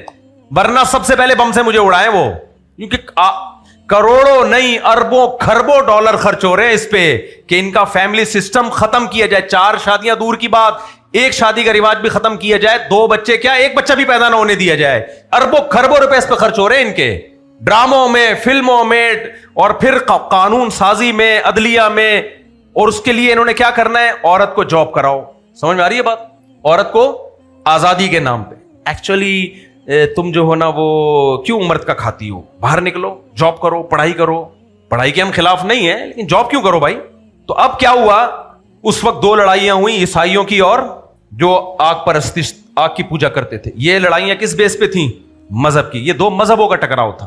پھر جب اسلام دنیا میں آیا ہے, تھوڑے ہی عرصے میں خالد ابن ولید, عمر بن خطاب, مغیرہ ابن شعبہ, حضرت معاویہ, سیدنا علی, یہ لوگ اٹھے اور حجاج بن یوسف کے دور میں یورپ کے قریب ہماری فوجیں پہنچ چکی تھی. یہ رہ گیا تھا قسطنطینیہ جو ترکی ہے نا, ادھر عیسائیوں کا مضبوط قلعہ تھا. نبی نے صحیح حدیث میں بشارت دے دی جو قسطنطینیہ فتح کرے گا وہ سب سے بہترین لشکر ہوگا. اب دیکھو مدینہ میں آپ بیٹھے ہوئے ہیں, تھوڑے سے لوگ ہیں, اور ویژن آپ صلی اللہ علیہ وسلم کا دیکھو کہ قسطنطینیہ پہ تم ضرور بھی ضرور حملہ کرو گے اور اللہ تمہیں فتح دے گا. نعم الامیر امیرھا, جو کمانڈر ہوگا سب سے بہترین کمانڈر ہوگا, اور جو لشکر ہوگا سب سے بہترین لشکر ہوگا. مدینہ میں بیٹھے ہوئے اور ترکی پہ اٹیک کی خوشخبریاں سنائی جا رہی ہیں. تو صحابہ تو پھیل گئے. پھر یہ لڑائی, یہ بھی کس کی لڑائی تھی؟ مذہب, کرسچینٹی اور اسلام کی لڑائی تھی. اسلام کا یہ دعویٰ تھا کہ کرسچینٹی اب منسوخ ہو چکی ہے. عیسائی حضرت عیسیٰ کو اللہ کا بیٹا آفیشلی انہوں نے مان لیا ہے. حضرت عیسیٰ تو توحید کے داعی تھے, اب اس مذہب سے توحید ختم ہو گئی ہے. اور حضرت عیسیٰ نے جس پیغمبر کی خوشخبریاں دیں, بشارتیں دیں, وہ انجیل میں بھی ہیں, تورات میں حضرت موسیٰ نے دیں, وہ ساری خوشخبریاں کس پہ لاگو ہوتی ہیں؟ محمد صلی اللہ علیہ وسلم پہ. ہرقل جو عیسائیوں کا بادشاہ تھا اس نے مانا نا, کہ تو نجاشی نے بھی مانا, جو مان گئے بچ گئے, جو نہیں مانے وہ تلوار کی عزت میں آ گئے. تو وہ جو اسلام پھیلا ہے, محمد بن قاسم آیا یہاں سندھ تک, پھر ملتان تک محمد, یہ سارے تابعین کے دور کے لوگ ہیں. محمد بن قاسم, تو تابعین کے دور میں اسلام یورپ تک اور ہندوستان تک پہنچ چکا تھا. یہ لڑائی کون سی لڑائی تھی؟ بولو, مذہب کی لڑائی. یہ مذہبی بنیادوں پہ لڑائی تھی. اب ہوا یہ ہے کہ عیسائیت پھر بھی اسٹرانگ تھی, قسطنطینیہ فتح نہیں ہوا. بالآخر 600-700 سال کے بعد جا کے سلطان محمد فاتح نے, اس نے وہ ارطغرل کے جو اولاد میں پیدا ہوا, اس نے قسطنطینیہ فتح کیا اور پھر ان کو اور اٹلی کی طرف دھکیل دیا. پھر اور آگے بڑے, دھکیلتے دھکیلتے پتہ نہیں کہاں تک لے گئے ہوں. لیکن یہ لڑائی بھی کون سی تھی؟ صلیبی لڑائیاں جنہیں کہا جاتا ہے, جو صلاح الدین ایوبی نے لڑی, وہ لڑائیاں بھی. پھر یہ سلطان محمد فاتح کی لڑائیاں بھی. یہ ساری لڑائیاں کس بنیاد پہ ہوتی تھیں؟ مذہب کی بنیاد. اب ہوا یہ 400-500 سال پہلے عیسائیوں کی اپنی ریاستیں وجود میں آ گئیں اور مسلمانوں کی تو بہت ہی بڑی ریاست دنیا میں وجود میں آ گئی. اب ہوا یہ کہ مسلمانوں نے سائنس اور ٹیکنالوجی میں بے پناہ ترقی کرنا شروع کر دی. اسلام کا دعویٰ یہ تھا کہ کرسچینٹی منسوخ مذہب ہے, اس کی تعلیمات اوریجنل تعلیمات ختم ہو چکی ہیں. یہ دعویٰ تھا یا نہیں تھا؟ تو اللہ نے یہ دعویٰ دنیا کو دکھا دیا. پادریوں کی جو حرکتیں تھیں, ان کے پاس کچھ تھا ہی نہیں قوم کو دینے کے لیے, اوٹ پٹانگ قسم کی باتیں. آپ ان کی انگریزوں کی کتابیں پڑھو, وہی اپنی کتابوں میں یہ سب باتیں لکھتے ہیں. بیکار قسم کی باتیں, نہ سر نہ پیر. کوئی گناہ کرے ہمارے پاس آئے, ہم سے توبہ کرے. لوگ کہتے ہیں تو ہمارا باپ ہے جو ہم گناہ کر رہے ہیں, اللہ کی نافرمانی ہو تو اللہ سے توبہ کرے نا. کیا خیال ہے بھائی؟ نہیں جی, پادری کے پاس جاؤ گے اور آپ کچھ پیسے ویسے جمع کراؤ گے جو وغیرہ وغیرہ. وہ کرسچن لوگ اس کی زیادہ ڈیٹیل جانتے ہیں. اور پھر شادی نہیں کرو, پھر پادری بیچارہ شادی نہیں کر رہا, پھر وہ پکڑا جا رہا ہے. سارے نہیں ہوتے تھے, کچھ برے ہوتے تھے, کچھ اچھے ہوتے تھے. ایک عجیب نیچر کے خلاف لے جانا شروع کر دیا. اور جب وہ لوگ ہماری یونیورسٹیوں میں آتے, ہماری اندلس کی یونیورسٹیوں میں, اور پھر اس سے پہلے ہماری بغداد کی یونیورسٹی, وہ کہتے ہیں یار یہ مسلم اسکالر کو دیکھو, یہ مذہب بھی پڑھ رہے ہیں, سائنس بھی پڑھ رہے ہیں, ٹیکنالوجی میں بھی آگے جا رہے ہیں, توپیں بھی بنا رہے ہیں, بم بھی بنا رہے ہیں, سارے کام یہ کر رہے ہیں. اور ہمارا مذہبی طبقہ ہمیں کہاں لے کے جا رہا ہے؟ رہبانیت کی طرف. وہ کہاں لے کے جا رہے ہیں ہمیں؟ سب چیزوں سے دستبردار. تو بالآخر چرچ اور پبلک میں فاصلے بڑھنا شروع. آپ کو پتہ ہے 400 سال تک ہماری کتابیں ان کی یونیورسٹیوں میں پڑھائی گئی ہیں, اور یہ انگریزوں نے گواہی دی ہے. تو ان ملکوں میں مذہب کے خلاف بالآخر بغاوت پیدا ہونا شروع. ایک حد ہوتا ہے نا, لوگ جب ہر وقت دیکھیں مذہبی لوگوں کو کہ یہ اپنی ذات کے گرد لوگوں کو اکٹھا کر رہے ہیں. میں نے بتایا نا, میں جب کینیڈا گیا تو پتا چلا ایک انگریز مسلمان ہوا ہے. وہ مسلمان ہو کے بیچارہ پھنس گیا کسی پیر و مرشد جماعت میں, واپس مرتد ہو گیا. وہ اس نے کہا میں نے کرسچینٹی اس بیس پہ چھوڑی کہ وہاں شخصیت پرستی ہے, لیکن جب میں ان کے ہاں آیا تو مجھے یہاں بھی کیا ملی؟ وہی شخصیت پرستی. پھر اس نے کہا وہاں میں نے کرسچینٹی چھوڑی کہ عیسیٰ ابن مریم خدا نہیں ہے, خدا کون ہے؟ جو اللہ ہے. یہاں جب میں آیا تو انہوں نے محمد صلی اللہ علیہ وسلم کو اسی طرح خدا بنایا ہوا ہے جیسے ہم نے عیسیٰ علیہ السلام کو بنایا ہوا, لیبل کچھ اور لگا دیا انہوں نے. وہ واپس پلٹ گیا, پھر پتہ نہیں دوبارہ آیا نہیں آیا.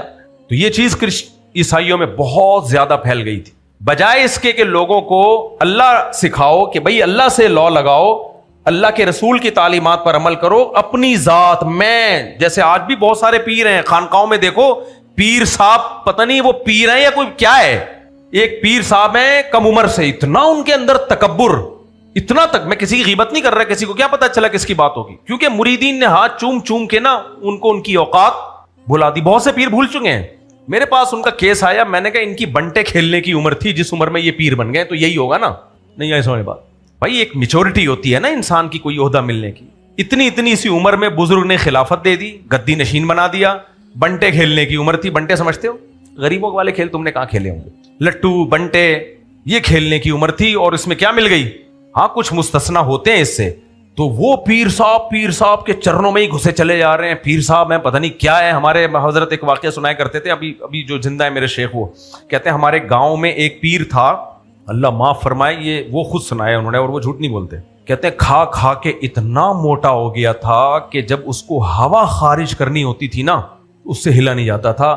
ہوا خارج کرنے کے لیے اپنے مریدوں کو اشارہ کرتا, ایک مرید آ کے اس کا رائٹ کولہ اٹھاتا. انہوں نے تو پورے الفاظ کہے, میں تھوڑا تہذیب میں کولہے کا لفظ استعمال کر رہا ہوں. رائٹ کولہ اٹھاتا اس کا, حضرت جی کا, یہاں سے گیس پاس ہوتی. پھر رائٹ کولہ زمین پہ, لیفٹ کولہ, تاکہ جو ادھر کو ہوا پھنسی ہوئی ہے وہ بھی کیا ہو. یہ سمجھ میں آ رہی ہے بات؟ مقدس ہے نا, مقدس. پتہ نہیں بھائی, نارمل رہو جیسے ساری دنیا کے سارے انسان. تو کیا تمہارے کوئی سرخاب کے پر لگے ہوئے تمہارے؟ بار میں ایک ملفوظ سناتا ہوں. مولانا شرف علی تھانوی رحمہ اللہ تعالی کہا کرتے تھے کہ میرے پاس بزرگ بننے کے لیے نہیں آیا کرو, انسان کا بچہ بننے کے لیے آیا کرو. سمجھ آ رہی ہے بات؟ پھر کہتے تھے بزرگ بننے سے اپنی ذات کو فائدہ ہوتا ہے, لوگ ہاتھ پاؤں چومتے ہیں, انسان ہمیشہ دوسروں کی خدمت کرتا ہے, کر کے جیتا ہے.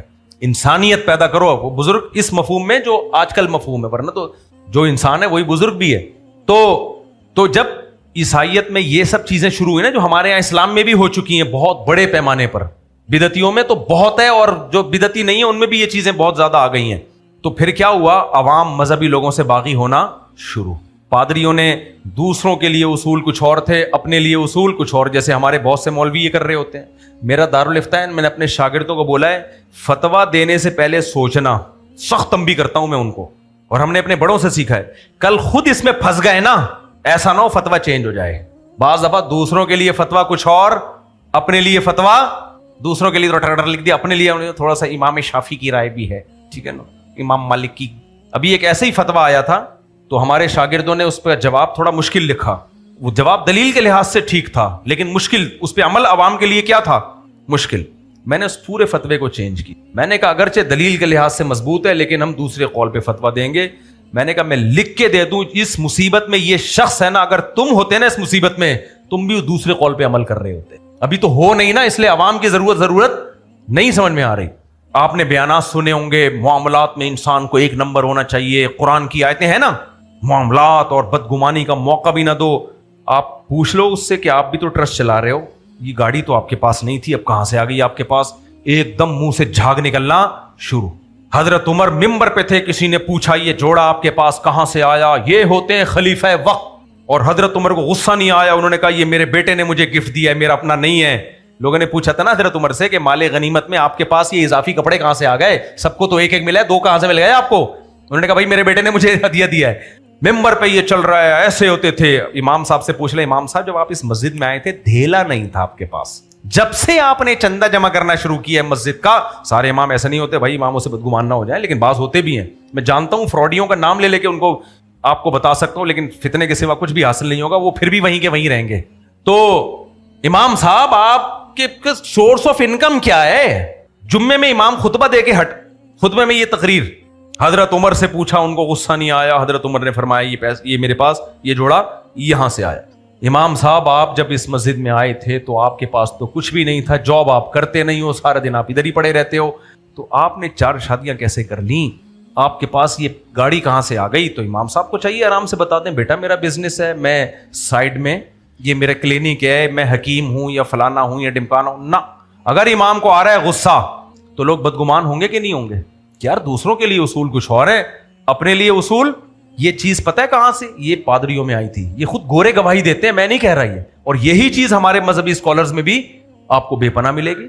تو اس سے کیا ہوا, عیسائیت نے اپنا جنازہ خود ہی نکالنا شروع کر. پہلے تو ان کا منجن چل گیا تھا کیونکہ مقابلے میں اسلام نہیں تھا.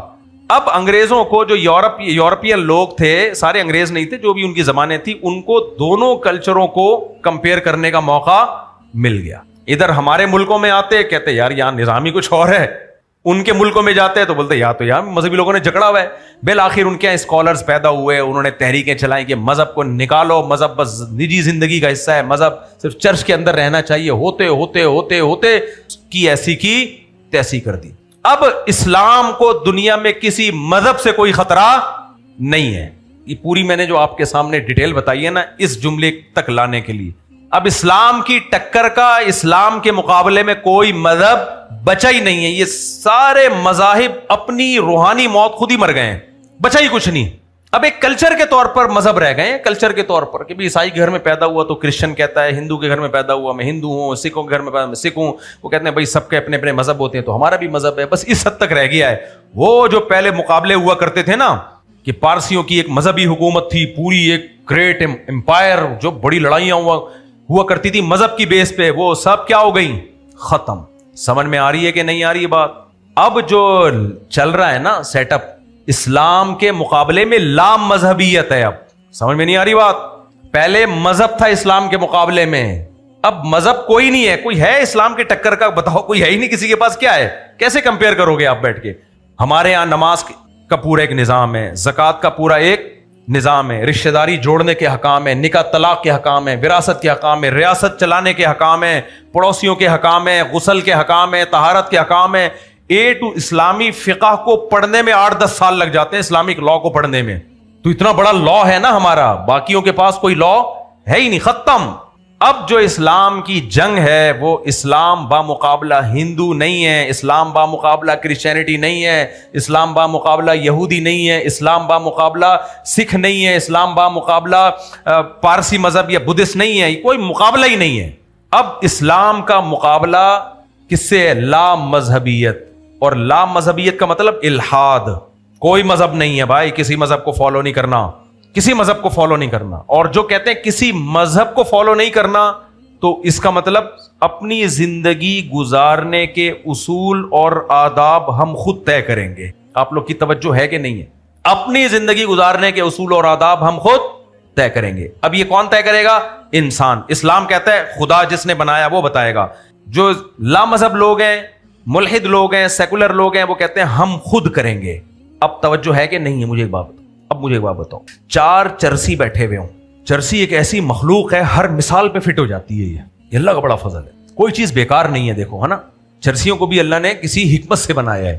چرسی سے ایک صاحب یاد آ گئے تھے، لیکن ایسا مناسب نہیں ہے تذکرہ. تو اب مجھے ایک بات بتاؤ، کسی سوسائٹی میں 8-10 چرسی بیٹھے ہوئے ہوں، ایک پڑھا لکھا آدمی بیٹھا ہوا ہے، ایک پڑھا لکھا آدمی بیٹھا ہوا ہے جس کو پتا ہے کہ چرس صحت کے لیے نقصان دہ ہے اور وہ ایوائڈ بھی کرتا ہے. اکثر ایسے لوگ کم ہی ہوتے ہیں نا سوسائٹی میں جو برائیوں سے بچ رہے ہوتے ہیں. اب جب انسانوں کے آپ حوالے کر دو گے کہ یہ بیٹھ کے قانون سازی کریں، تو ووٹ چرس کے خلاف جائے گا یا چرس کے فیور میں جائے گا؟ بولتے کیوں نہیں؟ چرس کے فیور میں جائے گا. انسانوں کو اگر مذہب کی لگام نہ ہونا تو انسان شہوت پرست ہے نیچرلی، وہ خواہشات کا غلام ہے. یہ تو مذہب ہے، خدا ہے جو پابندیاں لگاتا ہے کہ نہیں یہ لیگل ہے یہ انلیگل ہے. انسان صرف اس حد تک قانون سازی چاہتا ہے کہ سوسائٹی میں لڑائی جھگڑے نہ ہوں، بس اس حد تک قانون سازی چاہتا ہے.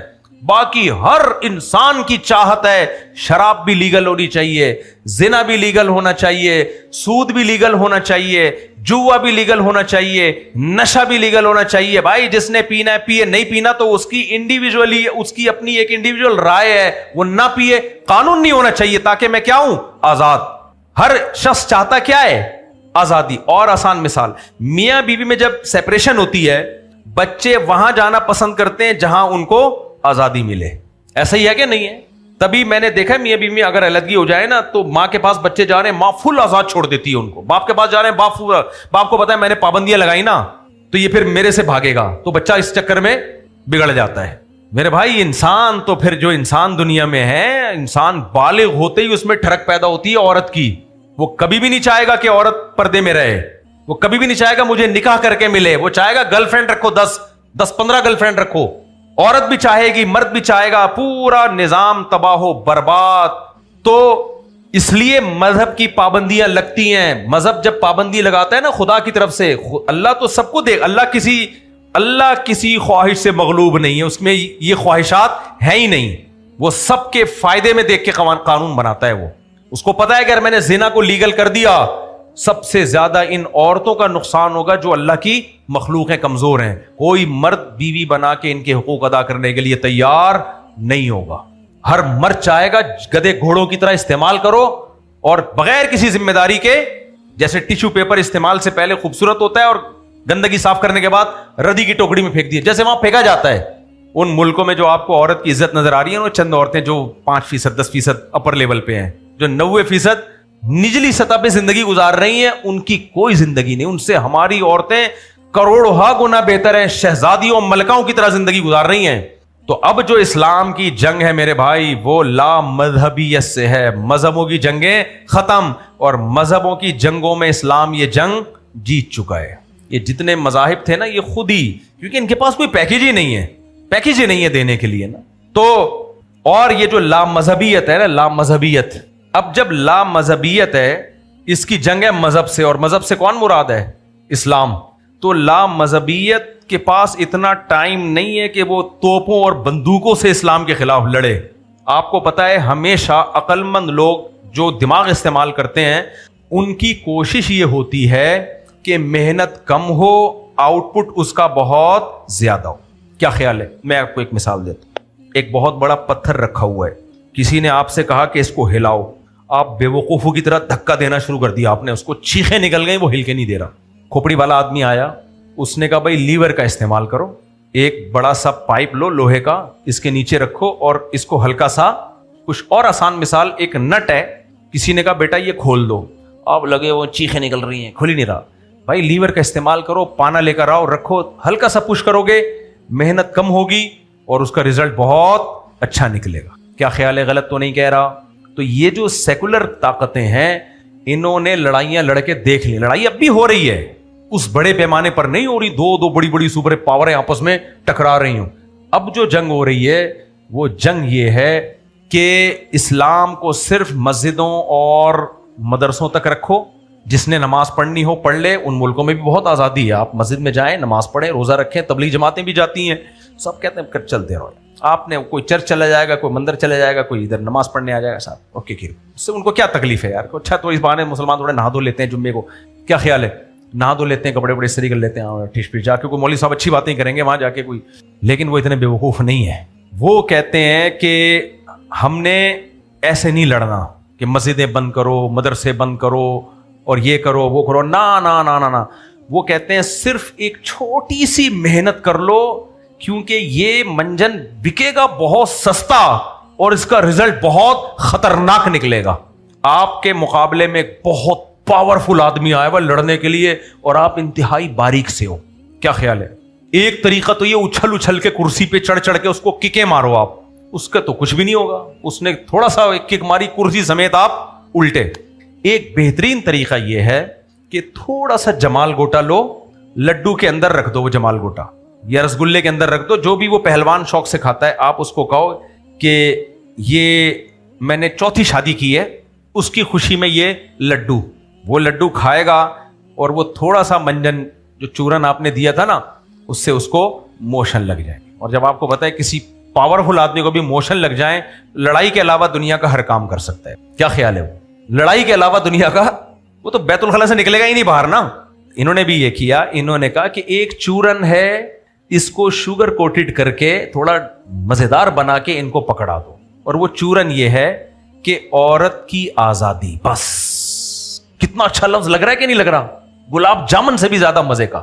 خاص طور پہ جب یہ خواتین سنتی ہیں, ایک طرف دیکھتی ہیں مولانا لوگ برقع پہنا کے باہر نکالتے ہیں ہمیں, پھر اسلام میں یہ ہے کہ شوہر جو ہے وہ قابل احترام ہے, اور پھر وغیرہ وغیرہ جو بھی اسلام میں چل رہا ہوتا ہے سیٹ اپ اور وغیرہ وغیرہ. بھی میں کیا اپنے فضائل یعنی آپ لوگ کے فضائل سناؤں, تو عورت کو کیا کر دو, بولو آزاد.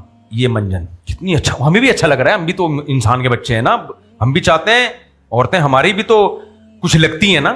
لبرل لوگ, مذہبی لوگ, سب اس باتوں میں یار واقعی عورت کو آزادی ملنی چاہیے. یہ نہیں دیکھ رہے کہ غلام تھی کب وہ جو آزادی دے رہے ہو تم اس کو. آزادی غلاموں کو ملتی ہے کم بختو, ہماری سوسائٹی میں عورت غلام نہیں ہے. آپ کہہ سکتے ہو فلاں فلاں جگہ ظلم ہو رہا ہے, تو ایسا ظلم تو مردوں پہ بھی ہو رہا ہے, تو جہاں ظلم ہو رہا ہے اس ظلم کو ختم کر دو نا میرے بھائی. پورا سسٹم بگاڑنے کی کیا ضرورت ہے آپ کو؟ ایک ڈاکٹر کی کلینک سے اگر غلط ٹیکا لگ گیا, ڈاکٹروں کو بم سے اڑا دو سب کو. یہ تو بیوقوفوں والی حرکت ہے کہ نہیں ہے کہ علاج پہ ہی پابندی لگا دو بھائی. یہ تو ہمیشہ سے اس سوسائٹی میں بھی, ہماری سوسائٹی میں بھی کہیں نہ کہیں تھوڑا بہت یا زیادہ بھی ظلم ہوتا ہے, تو ظلم کو ختم کرو. کیا لیبل لگا دیا عورت کی, بولو آزادی. یہ منجن, اب یہ منجن جو مارکیٹ میں بکا ہے, اور پھر آزادی میں سب سے پہلی بات تو غلام تھی نہیں. اسلام نے عورت کو شوہر کا ماتحت بنایا ہے, غلام نہیں بنایا. ماتحت الگ چیز ہوتی ہے, غلام. ایسے تو پھر فیکٹریوں میں مزدوروں کو آپ بولو کہ سب غلامی سے آزاد, فیکٹری کا بیڑا غرق ہو جائے گا کہ نہیں ہو جائے گا؟ ملک میں بولو جتنے بھی لوگ وزیر اعظم کے ماتحت ہیں, یہ سب غلام ہیں, سب آزاد ہو جائیں. اب آپ مجھے ایک بات بتاؤ کہ ملک کو کہو کہ سربراہ نہیں ہونا چاہیے, غلامی سے نکلو. اور بھائی جب بھی کوئی اسٹیٹ ہوگی یا گھر ہوگا, کوئی خاندان ہوگا, کوئی نہ کوئی تو ان کا سربراہ ہوگا کہ نہیں ہوگا جو روک ٹوک کرے. بچے کو آپ نے آزاد کر دیا تو باپ روک ٹوک نہیں کر سکتا اس پہ. ان ملکوں میں تو ایسا ہی ہے, باپ کو روک ٹوک کی اجازت تھوڑی ہے, تو ان بچے نکل کیا رہے ہیں وہاں پہ. وہ بچہ ملک کے لیے بہت اچھا ہوتا ہے, اپنے باپ کے لیے وہ ذرا بھی اچھا نہیں ہوتا. وہ بچہ کنٹری کے لیے اچھا ہو سکتا ہے, ماں کے لیے اچھا نہیں ہے وہ بچہ وہاں پہ. تبھی مائیں پیدا نہیں کرتی, ان کو پتہ ہے انتلد الامۃ ربتہا, حدیث میں آتا ہے ماں اپنے مولا کو جنے گی. یہ ان ملکوں میں نظر آ گیا ہے کہ ماں اپنے باپ کو جن رہی ہے. یہ حدیث میں آتا ہے قرب قیامت میں ماں جس بچے کو جنے گی وہ بچہ کون ہوگا؟ اس ماں کا بھی باپ ہوگا. حدیث کا مفہوم یہی ہے. تبھی مائیں نے بچے جننے چھوڑ دیے کہ یہ ہمارے لیے عذاب ہے. بہت کم ریشو ہے وہاں پہ. تو آزاد کا مطلب ماتحت تھے تو اس ماتحتی سے نکال لیا, اور اس کو لیبل کیا لگا دیا, بولو آزادی کا. اور اس آزادی میں پھر ایک اور چورن ملایا انہوں نے, تھوڑا اس میں آنچ تیز کرنے کے لیے اس کی. وہ یہ کہ سب سے پہلے کپڑوں سے آزاد کرنا ہے. نہیں آئی بات سمجھ میں؟ سب سے پہلے کس سے آزاد کرنا ہے؟ کپڑوں سے. سبحان اللہ, مزے کس کے ہو گئے؟ آدمیوں کے. اب آپ مجھے بتاؤ, کوئی انٹی بیٹھی ہوئی ہو آپ کے آفس میں, پورے پراپر کپڑے پہن کے آتی ہے, اور آفس میں تحریک چلی کہ لڑکیوں کو ہم نے کپڑوں سے آزاد کرنا ہے, مرد تو جشن منائیں گے میرے بھائی. کیا خیال ہے؟ जितने ठरकी लोग हैं सोएंगे नहीं उस रात, सिवाय तबलीग वाले और 2-4 मुल्ला टाइप के लोग। हाय हाय बेहयाई फैल रही है माशरे में, वरना तो लोग बेहोशी से खुशी से बेहोश हो जाएंगे। यार यही सुभान अल्लाह, तो दुनिया में ही जन्नत मिल गई हमें। तो ठरक किसकी बढ़ गई बोलो? मर्दों की। औरत को पर्दे में आने से मर्दों का बेड़ा गर्क होता है। सारे काम औरत को तबाह बर्बाद करने वाले, मर्दों की अय्याशियों वाले, और लेबल क्या लगाया जा रहा है? औरत के हुकूक। अब ये जो आया ना एक एंकर साहब में बड़ी बड़ी मूंछों वाले, मोहतरम ने ये कहा कि औरत की आजादी की बात की ना उन्होंने, कि जाएं ये जॉब करें, ये करें, वो करें। मुझे एक बात बताओ, जॉब करना आजादी है या जिम्मेदारी है? यानी ऐसे ही है जैसे कह रहे हैं औरत कमाने में आजाद है। वो पागल के बच्चों, कमाना मर्द की जिम्मेदारी है तो औरत इस जिम्मेदारी से आजाद है, यूं कहा जाएगा। ये ऐसे ही है, आपकी कमर पे मैंने एक बोरा उठा के रख दिया, आप कह रहे हो अबे क्या कर रहे हो मौली साहब? मैं कह रहा हूं यार मुझसे उठ नहीं रहा, ये ट्रक में तू रख दे। आप कह रहे हो यार अपना काम खुद करो। मैं कह रहा हूं तुम आजाद हो, तुम उठा सकते हो, ये बोरा उठाओ, कोई तुम्हें कुछ नहीं कहेगा। उठाओ ये बोरा, रखो वहां पे, मत किसी पे बोझ बनो, अपना बोझ खुद उठाओ। आप अगर एक नंबर के बेवकूफ हो गए ना, आप इन बातों में आ जाओगे और आप बोलोगे यार मुफ्ती साहब अकलमंद हो गए, तो आप बोलोगे मुफ्ती साहब ये आपकी जिम्मेदारी थी। तो आजादी का मतलब तो ये होगा कि जो आपकी जिम्मेदारी है मुझे उससे आजाद कर दो। आपने तो अपनी जिम्मेदारी से दस्तबरदार हो गए और मेरे ऊपर बोझ डाल दिया, और इस बोझ को आप क्या कह रहे हो? बोझ उठाने में तुम आजाद। इस्लाम ने पूरी जिंदगी कमाने की जिम्मेदारी आदमी पे डाली है। बे तू कमा के बहनों को भी खिलाएगा, बेटियों को भी खिलाएगा, मां को भी खिलाएगा, बीवी को भी खिलाएगा, ये पेड़े खाएंगी बैठ के। इन कमबख्तों ने क्या किया? नहीं तुम आजाद हो, तुम आजाद हो। उस आजादी का नतीजा देख लो, बच्चे भी पाल रही हैं, जॉब भी कर रही हैं, और बताया कि तुम्हें हम वहां देखना चाहते हैं, वहां 1% या 5% औरतें जाएंगी, और पाकिस्तान में तो यह भी मुमकिन नहीं है, बाकी 95% का बेड़ा गर्क होगा। कल एक लड़की आई, पूछने लगी कि मैं डॉक्टर बनना चाहती हूं, मेरा बहुत ज्यादा शौक है। मैंने डॉक्टर अफान की वो वीडियो देखी हुई थी, और वैसे भी हालात भी देखे हुए हैं ना। मैंने कहा देखो, कोई जानने वाली खातून थी, मैंने कहा देखो, बच्चियों की तरह थी मेरे। मैंने कहा बेटा देखो, बात यह है लड़कियों के लिए डॉक्टर बनना जरूरी है, मैं मानता हूं इस फील्ड में खवातीन की एक बड़ी तादाद का होना जरूरी है, लेकिन आप नहीं बनो। वजह उसकी है कि डॉक्टरों का ना हर सोसाइटी में एक मखसूस रेशो होता है कि इतने डॉक्टर होने चाहिए। हमारी सोसाइटी में उससे डबल हो गए हैं। लिहाजा इतना कंपटीशन है इसमें कि आपको स्ट्रेस और डिप्रेशन के अलावा कुछ भी हासिल नहीं होगा। तो डॉक्टर अफान की भी ये रिपोर्ट है, वो वैसे भी हमें भी नजर आ रहा है ना, हमें खुद ही अपनी आंखों से देख रहे हैं। ये मैं क्यों मिसाल दे रहा हूं? हर सोसाइटी में चंद % लोग होते हैं वहां तक जाने के लिए, लेकिन आपने सब में तहरीक चला दी, सब डॉक्टर बने। एक जमाने में याद है MBA करने का लड़कों को एक चस्का लग गया था, हर बच्चा उठ के MBA कर रहा है। सारे कंपनियों में मैनेजर लग जाओगे तो मातहत कौन होगा? तो वो जब जॉबलेस होना शुरू हुए, फिर मुल्कों में जॉब नहीं है, हम इतना पढ़ लिख लेते हैं। भाई आप जितना जापान में मैंने देखा है अपनी आंखों से, हवाई बात नहीं कर रहा, इंतहाई एजुकेटेड आदमी एक पठान के पास मुलाजिम बन के जॉब कर रहा है। हमारे पठान के पास, पिशावरी पठान के पास 3-piece सूट टाई में आता है। मैं पहले तो हैरान हो गया, मैंने अपने वो पठान को देखा, वो इतने शलवार का पैंचे वाला छड़े माशे करके बैठे हुए हैं, और वो आ रहा है 3-piece सूट टाई में, जैपनीज बैठा हुआ है। मैंने कहा ये क्या हो रहा है भाई, व्हाट्स गोइंग ऑन? पिशावर का एक पठान, पिशावर के भी किसी गांव का, और ये जैपनीज आपके पास जॉब कर रहा है। ये नतीजा क्या है भाई? जितना भी पढ़ लिख लोगे आप, जापान में तो वैसे भी आबादी कम है ना, तो वो जो पढ़ लिखे जो मखसूस पोस्टें थी चले गए ना उस पे, अब वहां है ही नहीं तो क्या करे? अब वो नतीजा ये निकलेगा चार्टर्ड अकाउंटेंट बन जाएगा, लेकिन जॉब कहां करेगा? जॉब हमारे पठान भाई के पास कर रहा है। वो हमारे पठान भाई ने बोला छोड़ तालीम वालीम को, ऐसी की तैसी बिजनेस करो। बिजनेस करके उसने पैसा कमाया, अब चार्टर्ड अकाउंटेंट भी रखे हुए हैं उसने, सही है ना, मजदूरों के लिए क्लिनिक में डॉक्टर भी रखे हुए हैं उसने, सारे। तो ये फितरत फैसला करती है कि इसने क्या बनना है। ये मैं और आप नहीं कह सकते कि इसने ये बनना है तो उसने वो बनना है तो उसने वो बनना है। कितने लोग बनाने क्या निकले थे बच्चों को, बन क्या गए? फितरत ये फैसला करती है। फितरत से मुराद अल्लाह का बनाया हुआ निजाम है। इसलिए मेरे भाई ये बात समझ में आ गई, बस बयान खत्म कर रहा हूं। इस्लाम का मुकाबला इस वक्त किससे है? لا مذہبیت سے, اور لا مذہبیت نے صرف ایک چیز کو فوکس کیا ہے, نہ آپ کی داڑھی کو فوکس کیا, نہ آپ کی پگڑی کو فوکس کیا, نہ ان کو آپ کی مسجدوں سے کوئی مسئلہ ہے, نہ ان کو آپ کے مدرسوں سے کوئی مسئلہ ہے. وہاں بھی بہت مدرسے, اتنے بڑے بڑے مدرسے ہیں نا امریکہ میں, اور یہاں سے اتنے اچھے ہیں, میرا دل چاہ رہا تھا دوبارہ مدرسے میں داخل ہو جاؤں, میں دوبارہ سے پڑھنا شروع کروں. ایسے وی آئی پی مدرسے, سب کچھ ہے, لیکن وہ کہتے ہیں کہ عورت کیا ہونی چاہیے, آزاد. جب عورت آزاد ہوگی فیملی سسٹم تباہ ہوگا, جب فیملی سسٹم تباہ, غیرت محرت ختم, جب غیرت ختم نسل اڑ گئی, اسلام خود ہی زمین میں دھنس جائے گا. تو اس لیے میرے بھائی میں اس پہ اتنا چیختا رہتا ہوں, اٹھا کر پھینک دو باہر گلی میں, نئی تہذیب کے انڈے ہیں گندے, ہم دیسی تھے, دیسی ہے, دیسی رہیں گے. بڑے جتنا مرضی پڑھ لکھ لو, میں نے لاس اینجلس میں بڑے بڑے پڑھے لکھے لوگ دیکھے, لیکن بالکل دیسی, اپنی اوقات نہیں بھولے. وہ سمجھا رہی ہے بات؟ یہاں میٹرک کے بعد آپ کے اسٹائل ہی چینج ہو جاتا ہے. شادی کس سے کرنی ہے ایکچولی؟ مجھے تو ٹک ٹاکر سے شادی کرنی ہے. بچے تو نہیں بھائی, بچے پرانے. ہمارے ایک شاگرد ہے, اب تک بچے نہیں ہوئے, اس کے 40 سال کا ہو گیا ہے. میرا شاگرد ہو کے نہیں ہوئے. میں نے اس کو بولا یار کیا کر رہا ہے تو بڑھاپے میں؟ کہہ رہا ہے ایکچولی استاد جی دیکھیں ابھی میں بہت آگے جانا چاہتا ہوں. بیگم کو بھی بہت آگے لے کے جا رہا ہے, خود بھی کہاں جا رہا ہے؟ یورپ سے پڑھا ہوا ہے نا, خود بھی بہت آگے, اور بیگم کو بھی وہاں دیکھنا چاہ رہا ہے, وہاں. میں اس سے کہتا ہوں بیٹا 40 سال کا تو ہو گیا ہے, اب تو کیا کرے گا؟ میں نے کہا وہاں سے جا کے آنا کہاں ہے تو نے, نیچے آنا ہے, گھر میں ہی آنا ہے ریٹائرمنٹ کے بعد. کیا کرے گا تو بڑھاپے میں یار؟ ملازم رکھے گا؟ یہ ہو گئی ہے کھوپڑی خراب. تو اللہ ہمیں اسلام کی قدر کی, بھائی اسلام ماڈرنزم کے خلاف نہیں ہے, ذہن میں رکھنا. میں نے کبھی آپ لوگ کو ترغیب دی کہ شلوار قمیص پہنا کرو؟ کبھی ترغیب دی؟ کبھی میرے بیان میں کہ ہلکی پھلکی ایک بھائی ہمارا قومی لباس ہے ہلکے, کوئی مذہب کوئی ٹاپک بنا کے کبھی میں نے تبلیغ کی کہ یہ نہیں پہنو؟ بھائی یہ کلچر ہے, ہر قوم کا اپنا لباس میں کلچر ہوتا ہے, کسی کا جو بھی کلچر ہے اسلام کو اس سے کوئی لینا دینا نہیں ہے. آپ جتنی مرضی ترقی کریں اسلام کو کوئی لینا دینا نہیں ہے. اسلام چاہتا ہے ترقی کرو بھائی, دنیا سکون میں رہے. اسلام تو نام امن کا ہے.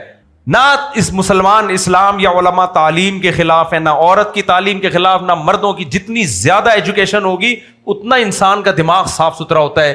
لیکن اللہ یہ کہتا ہے رہنا اپنی اوقات میں ہے. سائنس کتنی ترقی کر لے, روٹی اسی طرح سے چبا کے کھانی پڑے گی, انڈا بھی کھانا پڑے گا, مچھلی بھی. یہ نہیں ہوتا کہ ایکچولی 1000 سال پہلے کا انسان کھایا کرتا تھا گندم اور اناج اور گوشت, اب ہم ترقی یافتہ, ہم پلاسٹک کی روٹیاں کھائیں گے, یا ہم گرائنڈر میں جوس بنا کے پی لیا کریں گے. نہ ڈاکٹر کہتے ہیں سیب کا جوس کے بجائے سیب کھاؤ جیسے 1000 سال پہلے کا انسان کھایا کرتا تھا. آپ کہتے ہو اب سائنس تبدیل ہو گئی, رات کو جاگیں گے دن میں سوئیں گے. نہ ڈاکٹر کہتے ہیں بھائی 2000 سال پہلے انسان کی صحت کا راز یہ تھا رات کو سوتے تھے دن میں جاگتے تھے. نیچر تبدیل نہیں ہوتی, سائنس چاہے جتنی بھی ترقی کر لے میرے بھائی. تو آپ ترقی کی آڑ میں نیچر سے بغاوت مت کرو. تو نیچر میں جہاں یہ ہے رات کو جلدی سونا صبح جلدی اٹھنا, نیچر میں جہاں یہ ہے کہ آرگینک چیزیں کھانا, ورزش کرنا, بھاگنا دوڑنا, یہ سب چیزیں نیچر میں. اسی طرح نیچر میں خاندانی نظام بنا کے رکھنا بھی نیچر کا حصہ ہے ہماری. نیچر کہتی ہے عورت گھر کی 4 دیواری میں رہے, نیچر کہتی ہے عورت غیر مردوں کے سامنے نہ آئے, نیچر کہتی ہے عورت پراپر ڈریس پہنے. ہو سکتا ہے کوئی سائنٹسٹ کہ پرانے زمانے میں جنگلوں میں عورتیں بغیر کپڑوں کے, بھائی صاحب ایسا کچھ بھی نہیں ہے. پرانے زمانے میں پردہ زیادہ تھا. تو جنگل میں جو آج کے جنگلی انسان نظر آتے ہیں تہذیب سے کٹے ہوئے لوگ ہیں, اس لیے ان کے لباس اتر گئے. ورنہ آدم علیہ السلام اس دنیا میں پہلے انسان تھے, ان سے جب لباس چھینا ہے تو میاں بیوی تھے وہ دونوں, پھر بھی ان کو اتنی فکر تھی. فتفقا یخصفان علیہما من ورق الجنہ, جنت سے درختوں کے پتے اپنے اوپر ڈھانپنے لگے تھے, حالانکہ کوئی نامحرم وہاں موجود نہیں تھا. انسان کی نیچر میں ہمیشہ سے لباس ہے, ہم بندروں کی نسل نہیں ہے. تو بے لباسی نیچر کے خلاف ہے. آپ خود تجربہ کر کے دیکھو, کسی چڈی پہن کے گھر میں بیٹھو تھوڑی دیر, کوئی دیکھنے والا نہ ہو, آپ تھوڑی دیر میں بے سکون ہو جاؤ گے. آپ پورے کپڑے پہنو ایک دم آپ کو ایک سکون ملے گا. تو نیچر, آپ تعلیم کے نام پہ, ماڈرنزم کے نام پہ نیچر سے بغاوت مت کرو. تو ہم جو یہاں بیٹھے ہیں نا, ہم نہیں کہہ رہے وہ بہت پڑھے لکھے, ہم صرف آپ کو یہ سکھا رہے ہیں کہ اللہ اس کے رسول کی تعلیمات یہ ہے کہ اسلام دین فطرت ہے. جتنی بھی ترقی کر لو فطرت کے خلاف مت.